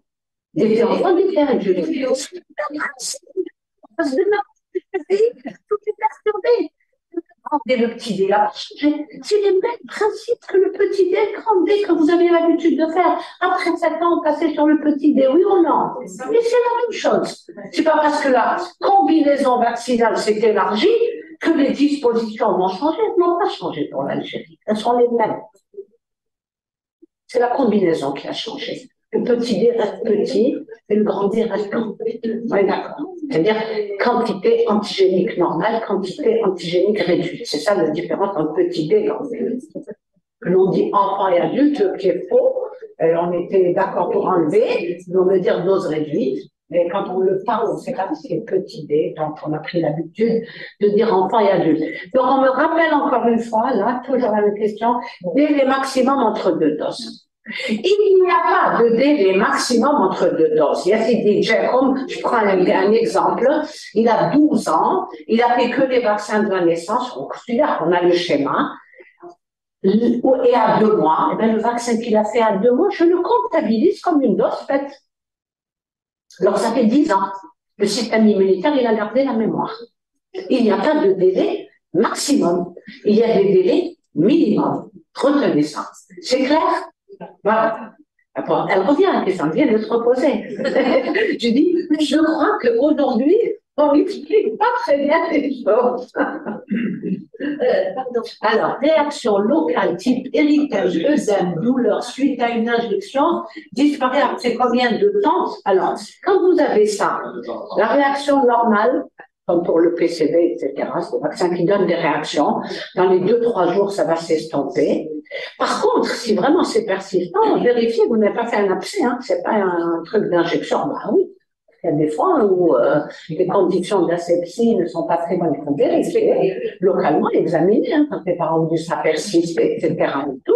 Sinon, il n'y a pas que on a vu des injections qui ont été faites ici aussi, hein, on a vu des injections qui ont été faites là. Donc, il y a des zones aussi que la zone, elle a été bien faite, mais la réaction locale n'est en aucun cas, quelle que soit son intensité, un facteur limitant à refaire le même vaccin s'il doit y en avoir un autre, dans le même endroit, c'est-à-dire dans quelques temps, c'est-à-dire pas parce qu'il a fait là, non, non. Il faut poser la question, ça fait partie des événements indésirables qui ne sont pas un facteur limitant. Ce n'est pas dans tout. D'où les conditions d'hygiène sont aussi importantes que le vaccin lui-même. Ah oui, les conditions d'hygiène, on travaille avec tout ce qu'on fait en médecine, hein, l'hygiène des mains, c'est... Et d'où la déclaration MPVI. Voilà, oui, exactement. Il faut déclarer, ce qui est inhabituel. Ouais. Normalement, les gens du Centre national de pharmacovigilance nous demandent de déclarer tout événement survenu après la vaccination. Pour eux, on devrait même déclarer une fièvre supérieure à 38,5, une douleur, une réaction locale, etc. Dans la vie de tous les jours, on sait que c'est pas fait. Mais quand c'est une réaction plus importante, ou prolongée, ou inhabituelle, il faut déclarer un CNPN. Il faut absolument faire la déclaration de cet événement indésirable. D'accord? Alors, il y a une interrogation là, pardon, tout de suite, pardon, excusez-moi. Les lycéens qui refusent de ramener leur carnet de vaccination. Excusez-moi, le lycéen est un mineur. Il est encore sous responsabilité de ses parents. Donc, il y a un courrier qui est fait. Vous pouvez taper une page. Hein, sur une feuille, vous mettez 5 exemplaires. La vaccination doit se dérouler dans telle période. Tu la donnes à tes parents. Et la prochaine fois, tu ne rentres pas si tu ne l'as pas ramené. Donne-la à tes parents. Et s'ils ont une question qui vient, qui se présente, vous devez remettre le carnet de vaccination à votre enfant pour la séance prévue à telle date. Il n'y a pas à refuser, je n'ai pas refusé. C'est pas lui l'interlocuteur. Non, si vous en faites un interlocuteur, vous. Ah, non, mais les lycéens, c'est normal, c'est l'âge de l'ivron, révolté. Non, quelle voit la chocnée, à Tokurka, l'Aulia, vous m'avez. On va pas inverser là maintenant, on va refaire l'éducation des gens là. Et dans de la fermeté que vous vous opposez en face. Je vais nous opposer. En plus de la communication. Voilà. C'est ce que j'allais dire, la communication. C'est-à-dire que vous, en tant que médecin scolaire, qui êtes dans un établissement, vous savez que cette année, vous allez passer dans telle classe. Au début de l'année, vous avez une feuille, vous avez une note d'information par an. Cette année, votre enfant, il est scolarisé en quelle classe, etc., dans le cadre de la protection, etc., contre les maladies évitables par la vaccination, et voilà. Un programme, et dans le but de respecter le programme de vaccination, nous allons passer dans les nœuds pour faire les rappels. Donc, votre enfant, il est assujetti à un rappel de informer les gens. C'est juste une feuille à taper, à écrire. Peut-être que c'est la santé scolaire, direction au niveau du ministère qui doit rédiger ça, la donner à tous les établissements scolaires, et les établissements scolaires, ils remettent ça aux parents au début de l'année. Ils ne sont pas surpris. Et j'ajoute la communication adaptive aux adolescents. Oui. Il y a une communication selon les normes vis-à-vis des adolescents. Et oublié dit pour les gens qui sont loin, la communication. Pardon, je suis toujours sur le parler. Ça, des fois, on se retrouve dans des situations où un lycéen, il va perdre. On comprend beaucoup. Oui. Tout à l'heure, M. Aïkoubeli a dit. D'abord, le principe, c'est que si vous n'avez pas de preuves matérielles de la vaccination, vous devez considérer que l'enfant est non vacciné. D'accord? Mais vous n'allez pas vous arrêter là. Il va vous dire, j'ai pas le carnet, j'ai pas le carnet. Vous allez, à ce moment-là, avec les parents, dire, mais vous avez vacciné votre enfant où? Dans quelle structure de santé? Généralement, ils sont dans le quartier, ils vont dans la PMI du quartier. Donc, il va à la PMI du quartier. Dans les PMI du quartier, il y a des registres. Et donc, on peut retrouver et faire un certificat de vaccination. Maintenant, s'il n'y a pas, si on n'a rien, vous ne pouvez pas supposer que, oui, mais il a dû être vacciné quand même, etc. L'Algérie, 95% de couverture vaccinale. Non, vous n'avez aucun document, donc vous ne pouvez pas considérer qu'il est vacciné, et vous allez faire le rattrapage d'un adolescent ou d'un adulte, et vous allez dire, chez lui, qu'est-ce que je dois cibler? Contre quelle maladie il doit être encore protégé? Contre quelle maladie doit être protégé un adolescent de 16 ans ou là de 18 ans?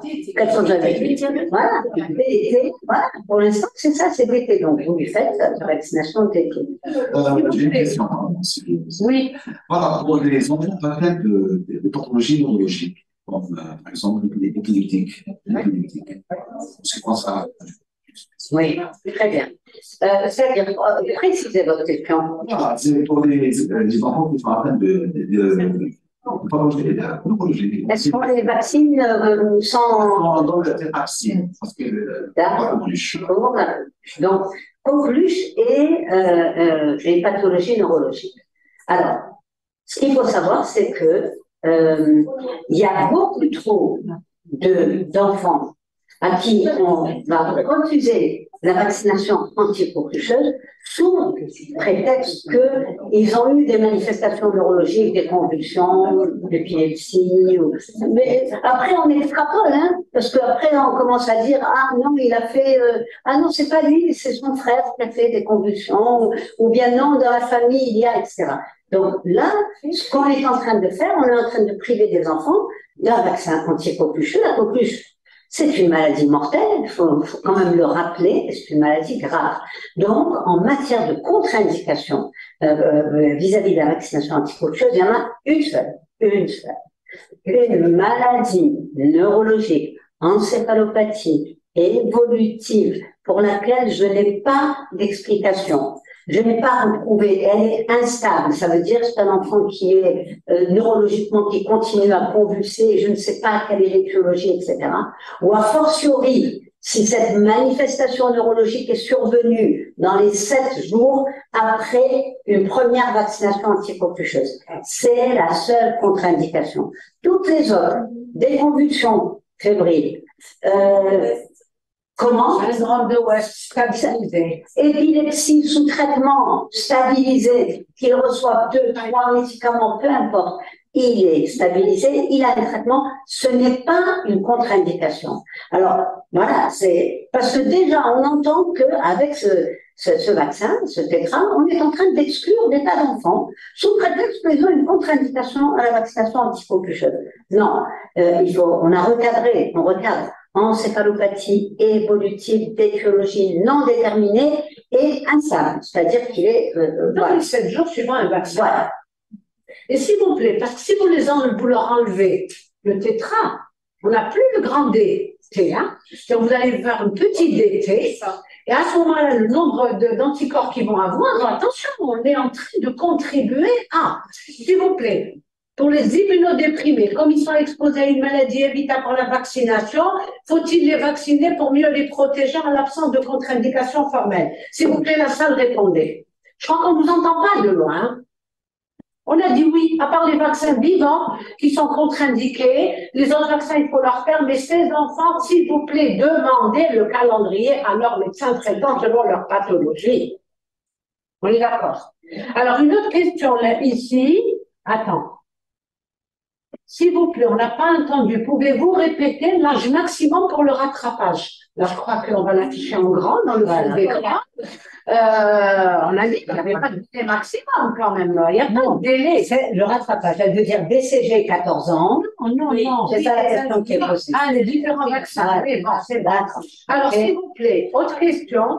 Depuis 2018, l'OMS ne propose plus le rattrapage pour le BCG. Pourquoi est-ce qu'on continue à le faire? Parce qu'une politique de vaccination est une disposition de santé publique propre à chaque pays. Donc, ceux qui font parle de nous, des pays développés, ne font pas du tout le BCG à la naissance à leurs citoyens. Ils le font qu'à ceux qui vont dans les régions à risque et tout. Nous sommes en plein pays, donc des multituberculoses. Ce sont pour l'instant les recommandations du pays qui n'ont pas changé. Et il faut appliquer. Et pourquoi l'OMS? Parce que l'OMS, elle dit que quand il y a eu une première vaccination, elle a dit ça, parce que sur le plan scientifique, il est dit que quand il a été fait une fois, il y a une mémoire immunitaire suffisante. Et la disposition de santé publique que l'on doit appliquer, nous, qui sommes là, c'est celle que le pays a prévue pour la maladie pour laquelle il y a un vaccin intégré. Le BCG, c'est comme ça. Ça a été entériné. Vous le faites comme ça. Bien sûr, on vous l'a dit. Elle vous l'a dit, Madame Boukari, d'été grand D, dans certains pays, il a fait jusqu'à 13 ans, comme c'est dans la notice. En Algérie, non.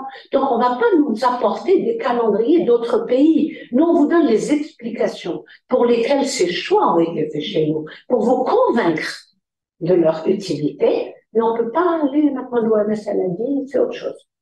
D'accord? Donc, BCG jusqu'à 14 ans.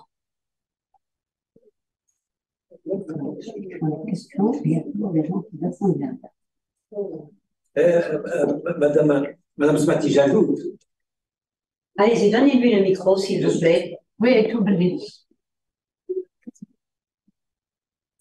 En tout cas, moi personnellement, je tiens à remercier Madame Smati et Madame Boukari parce que pour eux, les médecins, de manière générale, ceux qu'on considère, ne sont pas de simples exécutants. Vous avez vu comme elles n'essaient pas de vous expliquer pourquoi tel vaccin et non pas tel vaccin à quelle date. Parce que pour elles, vous n'êtes pas seuls des exécutants. Elles expliquent tout.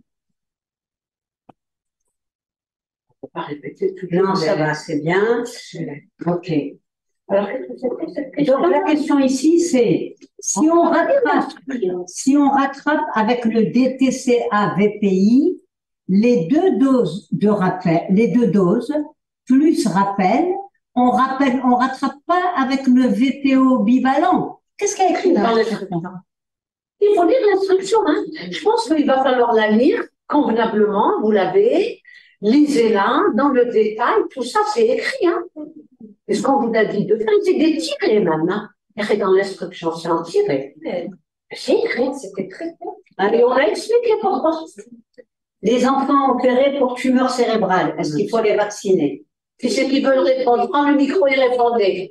C'est qui a le micro là? Bien sûr. Donc, non, moi je pose la question, pourquoi on ne les opérerait pas? On ne les vaccinerait pas? Il n'y a aucune contradiction. Ils sont opérés, tumeur cérébrale, ils vont dans les hôpitaux, ils sont sous soins, ils contractent des gens, ils vont avoir le risque d'attraper des maladies. Ce sont ceux-là qu'il faut le plus protéger. Après, il faut regarder, on ne peut pas répondre à une question comme ça. Parce que du traitement. D'abord, en général, il y a l'urgence, il faut opérer rapidement. Donc, on ne va pas retarder une intervention pour la vaccination. Et puis, derrière l'intervention, après, derrière la vaccination, ça dépend de ce qu'il a reçu. Est-ce que c'est une tumeur cérébrale maligne, il a une chimiothérapie? Et il y a des règles. Après la chimiothérapie, on dit qu'il faut respecter un délai, il faut bien entendu faire la vaccination. Donc, il a raison. Mais c'est des situations particulières. Il s'appelle immunodéprimé. Oui. Donc, il rentre cadre immunodéprimé, c'est un immunosuppresseur. C'est parce qu'on lui a enlevé une tumeur aiguë, on lui a enlevé un hémangiome, on lui a enlevé peu importe. Un kystidatique. Donc, les situations particulières, madame, vous allez patienter un petit peu et vous allez les trouver dans le guide vaccination. Dans le guide vaccination, on a mis des tableaux pour ces situations particulières. Les enfants qui ont une hémopathie maligne, les enfants qui ont une maladie chronique, vous allez avoir toutes les situations. Déroule les messages là, il y en a plein. Tiens, ici, il y en a 16, mais j'arrive pas à les dérouler. Il y a vraiment dur, mais ils nous ont pas facilité la tâche. Hein. C'est la même. Vous l'avez, vous, sur votre téléphone. La date de péremption du DTCOC et mois de janvier, est-ce qu'elle aura un quota pour le deuxième trimestre? D'ailleurs, je vais envoyer le message sur le groupe WhatsApp pour les représentants de DSP. Et donc, le vaccin est au niveau de l'UPA, il faut récupérer vos doses. Mais actuellement, il est en route. Non, il est au niveau de l'UPA. Ah, d'accord. Donc, on n'est pas encore. Parce que moi, j'ai fait ma commande, j'ai eu 0 dose. Donc, Pour l'instant, parti pour le récupérer. La pharmacien de votre secteur n'est pas parti pour le récupérer. Oui, parce qu'il s'agit de pharmaciens à chaque lieu, c'est-à-dire ville à chaque lieu qui va prendre le vaccin. Oui. Attendez, s'il vous plaît, je vais répondre à cette question. Effectivement, nous avons reçu un courrier de la part du ministère de la Santé où des quotas ont été réservés à chaque wilaya. J'avais même demandé vos besoins, n'est-ce pas? Vous m'avez donc envoyé tous et toutes, bien sûr, vos besoins par rapport à ce type de vaccin pour cette année scolaire. Il y a eu une répartition faite par la DSP d'Alger.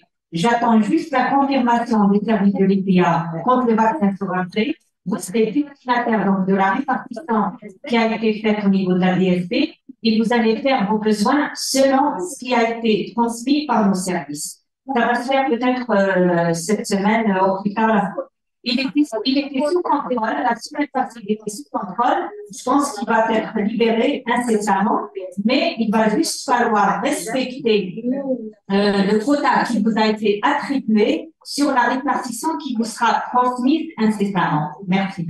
Et une question sur la gestion, on va laisser la direction parler. La gestion du vaccin, c'est le service de prévention, c'est le SEM. Pour la gestion, c'est le SEM. Il y a par principe le fait que Rambo, c'est pour les factures de la pharmacie, c'est ça.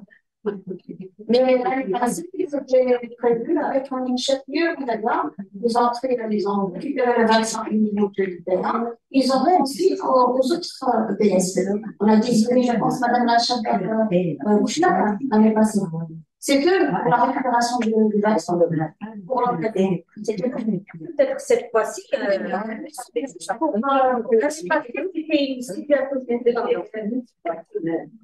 parlez dans le micro, s'il vous plaît. L'année passée, c'était une situation particulière parce qu'on venait juste d'introduire, donc, entre guillemets, ce nouveau vaccin. Mais cette année, je pense que chaque PSP va établir son bon de commande et va se déplacer au niveau des BPA pour que sa demande soit honorée. Il n'y a aucun souci. De toute façon, vous serez informé incessamment de la procédure. Là, s'il va falloir que la DSP récupère le quota wilaya et distribué, on va le faire. Il va falloir que le PSP, c'est lui qui se présente au niveau d'IPA pour récupérer son quota attribué, eh bien, vous serez informé de cette question incessamment. Merci. Donc là, nous sommes arrivés à midi, qui était le temps qu'on avait prévu pour ça. Est-ce qu'on a épuisé les questions au niveau local, ici, dans la salle? C'est bon? D'accord? Donc, on va poser la question en distanciel. On attend vos interventions. Est-ce qu'il y a des questions qui sont encore en suspens et qu'on aimerait, comment dire, la pastille d'Exactile? On a toujours eu ça au cours de la formation. L'Exa, il n'y a pas de pastille. Il n'y a pas de pastille de conservation, comme dans le PCV. Il n'y a pas de pastille de conservation. C'est des vaccins qui sont assez stables, d'accord? Ils sont peu fragiles pour la chaleur, donc c'est pour ça qu'ils n'ont pas de pastille, mais il faut les respecter, il faut faire un demi-degré. Par contre, il faut faire attention à la congélation pour eux, et sanitaire de floculation, vous savez le faire, ce qu'il y a pendant la conservation. Donc, il n'y a pas de pastille à bon escient. Donc, il n'y en a pas parce que ce n'est pas prévu par le fabricant, parce que ce n'est pas quelque chose d'assez stable. Oui. Excusez-moi d'avoir monopolisé un petit peu la parole, mais c'est juste des détails qu'il a fallu que je dise. S'il vous plaît, j'insiste encore une fois par rapport à l'instruction donc relative à la vaccination au milieu scolaire. il va falloir donc réclamer cette inscription pour ceux qui l'ont pas encore reçue de leur direction de l'EPSB ou bien de leur CEMEP, parce que c'est tous les établissements qui ont été destinataires. Et moi, je suis vraiment surprise par rapport à certaines personnes qui, à ce jour, ils n'ont pas été encore destinataires de cette nouvelle instruction, alors qu'elle a été transmise il y a plus de 15 jours. Oui, d'accord. Donc, toutes les modalités de vaccination ont été édictées sur cette instruction. D'ailleurs, ça a été détaillé et ça a été détaillé par palier de scolarité. Là, à ma surprise, je découvre que certaines personnes n'ont même pas pris connaissance de cette instruction. Oui, c'est là sur le site du ministère, c'est écrit. Direction de la prévention, elle dit voilà. Mettez-la sur le site, s'il vous plaît, mettez-la sur Google, mettez-la en ligne.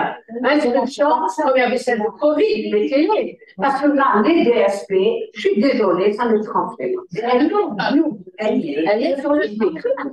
Non, la DSP, elle a transmis, et moi-même, qu'il n'y ait pas une large diffusion de la part des EPSP et de la part des CEMEP. Écoutez, non, pas les CEMEP, oui, les coordinateurs. Oui, non, mais CEMEP, on envoie au coordinateur et ça bloque au niveau des coordinateurs. Non, mais attendez, excusez-moi. Nous, on est à l'origine, quand il y a une instruction qui est faite et tout, oui. On travaille dans des structures, on ne remonte pas jusqu'à nous. Oui, les médecins qu'on a, on est des étudiants, nous aussi, de ça, on doit savoir. Donc, il vaut mieux que ce soit par Internet. Oui, ça fait une direction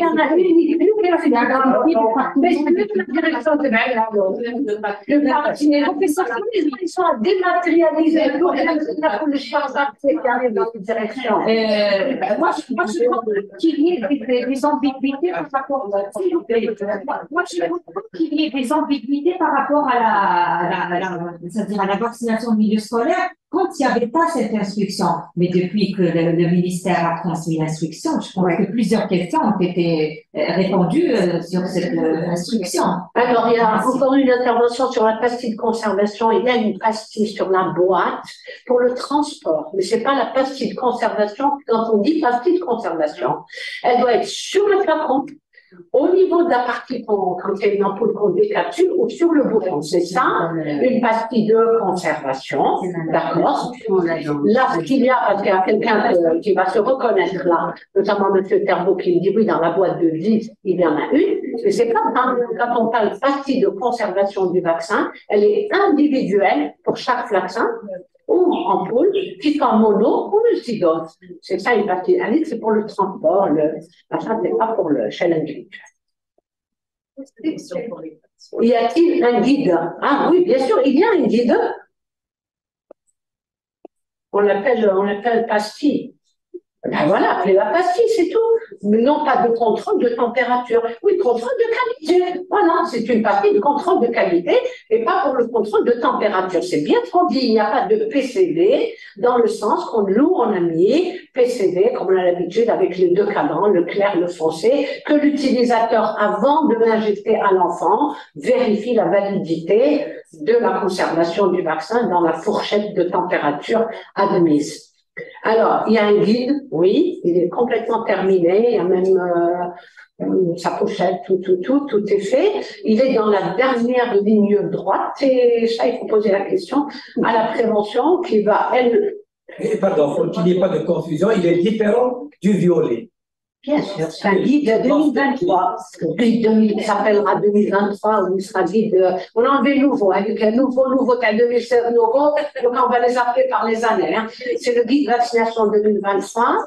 Il a à peu près le même format, c'est-à-dire chaque partie est à part, elle est individualisée.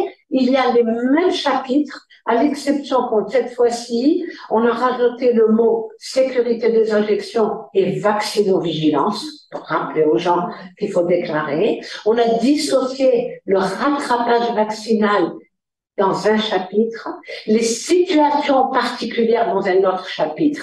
Donc, vous avez les situations particulières, l'hémophilie, le prématuré, l'immunodéprimé, le machin, vous cliquez dans la couleur violette ou la jaune ou la peu importe quelle couleur ça a pris, et vous aurez, mais c'est avec un autre look, avec d'autres photos, et puis voilà. On espère qu'il sera disponible pour bien. Là, il faut poser la question en haut, et moi, je peux vous dire qu'il n'y a pas de raison qu'il ne soit pas très, très bientôt disponible, parce que l'écriture, tout ça, c'est fini. Hein. Oui. On peut pas envoyer de PDF là, elle va le faire elle, mais nous, là, dans le Zoom, on n'a pas pu partager les PDF, mais la responsable qui est avec nous, elle a pris note et elle va vous partager après. Alors, est-ce que si le ROR et le VPO ne sont pas pris le même jour, est-ce qu'il y a un intervalle à respecter entre les deux? Alors ça fait partie des vaccins vivants, des vaccins inactivés.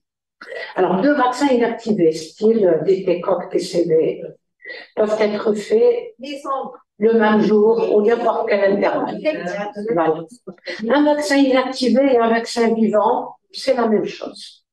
La question qui se pose, c'est pour les vaccins vivants. Même la loi de mode d'administration. Vous voulez intervenir? Non, mais non, c'est bien, donc on l'entend. Allez-y, répondez. Prenez le micro, parce que moi je ne vous entends pas pour que les autres vous entendent, vos collègues. J'ai une information, je ne sais pas si vous 2 vaccins vivants, ils ont le même mode d'administration. Est-ce qu'on peut l'administrer? C'est-à-dire sous-cutané, non. Alors, la question, donc je continue. Pour les vaccins vivants, on parle des vaccins viraux, vivants, injectables. Oui, d'accord. Pour cela, il faut les faire ou le même jour ou à un mois d'intervalle. Dans notre calendrier, qu'est-ce qu'on a comme vaccin vivant? On a le BCG, mais il est bactérien. Donc, il ne rentre pas dans cette ligne. On a le polio, il est viral, mais il est oral. Il n'est pas injectable. Donc, nous n'avons pas 2 vaccins viraux vivants injectables pour respecter cette règle. Donc, la question qui a été posée, oui, le ROR, vaccin viral vivant injectable, peut être injecté dans le même jour ou dans n'importe quel intervalle de temps avec le VPO, qui est un vaccin vivant viral oral. D'accord? Tous nos vaccins, du PEV, hein, je ne parle pas si vous faites fièvre jaune ou le hasard, peuvent être faits dans n'importe quel intervalle. Ne vous posez pas. Nous, on dit la garde ou le même jour, il n'y a pas de problème. Oui, vous avez reçu le document, hein? Il vient d'être transmis dans le chat, l'instruction. Voilà, donc comme ça, vous allez avoir les choses. Et merci au docteur Houssini d'évoquer la mémoire de professeur Kadash, qui a été, c'est vrai, un fervent défenseur de la vaccination et qui a beaucoup travaillé sur la vaccination et sur le précédent guide. D'accord, dont on s'est beaucoup inspiré d'ailleurs pour la mise à jour du guide actuel. Donc merci de nous rappeler Mahmoud, professeur Kadash et son engagement. Alors je pense que c'est bon, je pense qu'on va terminer maintenant cette session. Il reste encore quelques petites questions, mais je pense qu'on va, il est l'heure d'arrêter cette séance, d'autant qu'il y a encore des questions auxquelles on a répondu qui reviennent. Donc, voilà. Je pense que quand ces personnes auront lu l'instruction, je pense que les choses seront beaucoup plus claires. Donc, je vais laisser le professeur Smati dire le dernier mot de la fin. Oui, ça va. C'est bon? Non, mais vous pouvez parler, on va pas parler. C'est pas vous pouvez une question. C'est juste un petit parenthèse, c'est un point important selon mes collègues. Donc, par rapport au transport des vaccins, nous, les gens des UDS, on fait avec nos moyens. Donc, il y a des gens qui respectent les conditions de transport, la chaîne de froid. Donc, non, parfois, c'est pas évident. Il y a des gens qui ne sont pas véhiculés. Alors, je sais pas jusqu'à quand ça va continuer comme ça. Voilà. Non, non, c'est juste une une préoccupation et elle a raison parce que si tous ces efforts sont faits, ces calendriers sont faits, il y a un rattrapage. Je sais que ça demande, ça fait des mois de travail pour faire tout ça. Les vaccins sont commandés. Et je peux vous dire qu'il y a beaucoup de pays qui ont viré la gratuité des vaccins, de ces vaccins-là, parce que ça coûte à l'État. Si à la fin, on les fait arriver, une fois qu'on les a injectés à un enfant, c'est vraiment dommageable à cause d'une glacière. Non. Là, vos responsables sont tenus. Vous faites des courriers, s'il vous plaît. Attendez, excusez-moi, je n'appelle pas la polémique, mais moi, je n'ai pas les conditions de travail. J'ai un responsable. J'irai plus loin ou plus loin. Je n'exécuterai plus le transport avec mes propres moyens. Je continuerai. Vous donnez-moi les moyens sécuritaires de transporter ces vaccins. Faites des courriers. Parce que des fois, peut-être, je ne sais pas quelles sont les raisons. Il ne voulez pas répondre. Comme ça, on ne vaccinera jamais. C'est ça. De vacciner après. Vaccinera jamais. Voilà. C'est-à-dire qu'il n'y a pas les moyens. La direction est en train d'entendre, c'est enregistré tout ça. Donc, on vous donne les vaccins, mais on ne vous donne pas les moyens de les acheminer.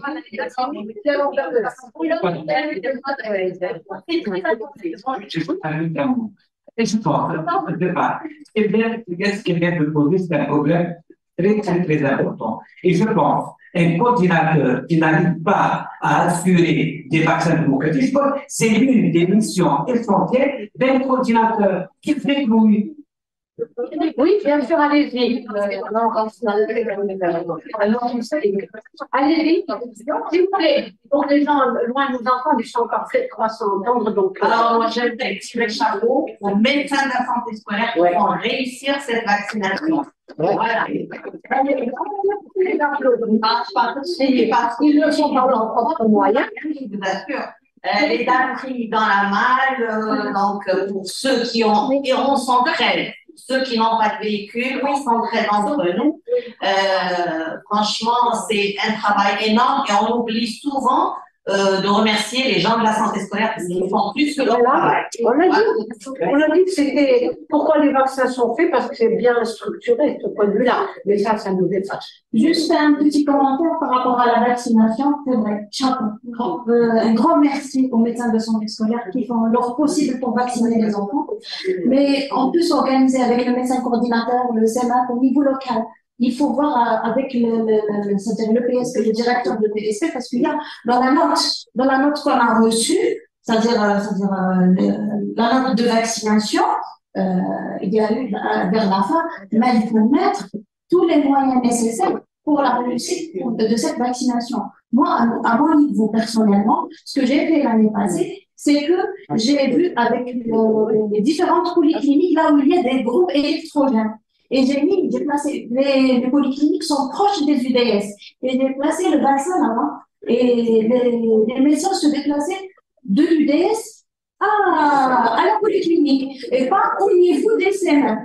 Voilà. Donc, il faut voir avec la direction. Pour ce qui est des moyens, il y a une dernière intervention ici. On va se dire au revoir. C'est beau. Mais c'est bien, mais c'est important. Non, c'est important. Voilà, merci de l'avoir. On l'entend, s'il vous plaît? On l'écoute? On l'écoute parce que il ne suit pas. Allez-y. Voilà, donc, des fois, on se retrouve dans des situations où l'établissement a les bonnes IDS, où il n'y a pas de moyen de. Est-ce qu'on est ouvert pour se déplacer à l'établissement pour les vacciner sur place? Alors ça a déjà été posé au niveau de la santé scolaire, parce qu'il y a des endroits où il n'y a pas de centre de vaccination, je vais les transporter, les collectivités locales ne donnent pas le transport, etc. et tout. Moi, je pense qu'il faut vacciner, demander à la disposition locale. Ça a toujours été. Mais vous êtes dans le cadre d'une mission d'un truc. Quand vous sortez, vous allez dans les maisons pour faire, quand il y a dans les bus des vaccins. Non, ça c'est des trucs, vous adaptez, vous faites votre travail. Oui. Il y en a un qui a dit pourquoi on ne rattraperait pas dans le préscolaire, parce que là, comme ça, il y a des limites d'âge et tout. Oui, il a raison, c'est une organisation. S'il veut le faire, qu'il le fasse. Rattraper les enfants. Après, c'est local. Donc, là, les principes. Donc, je pense qu'on arrive au terme de cette rencontre-là. Et donc, on espère avoir répondu à vos questions. Il y a toujours possibilité de transmettre. Il y a des questions. S'il vous plaît, ne renvoyez pas un enfant. S'il y a un cas particulier, transmettez-le. Il peut être discuté. On peut trouver des solutions pour chaque enfant. Parce qu'on ne peut pas prendre tous les cas de figure dans l'immensité. Les cas de figure, c'est des cas rares. Et bien, on peut trouver des solutions après pour ces cas-là très particuliers. Sinon, on va vous dire au revoir et puis à une prochaine fois. Merci. Merci. Merci beaucoup. À bientôt, Inch'Allah. Donc, vous avez la parole à la Clémentine. Je vous remercie, professeur, pour ce débat très riche et explicite. Vous avez répondu sur tous les points. Voilà, je remercie la présence pour l'interactivité. C'est des questions pertinentes. J'espère que vous avez apprécié cette formation. Et si pour l'assistance à distance, s'ils ont toujours des questions, ils peuvent les envoyer. Ils peuvent les envoyer par mail. Le professeur Smati peut faire un plaisir. Avec professeur Moutala. Merci beaucoup, professeur. Allez, au revoir. Merci beaucoup. À bientôt.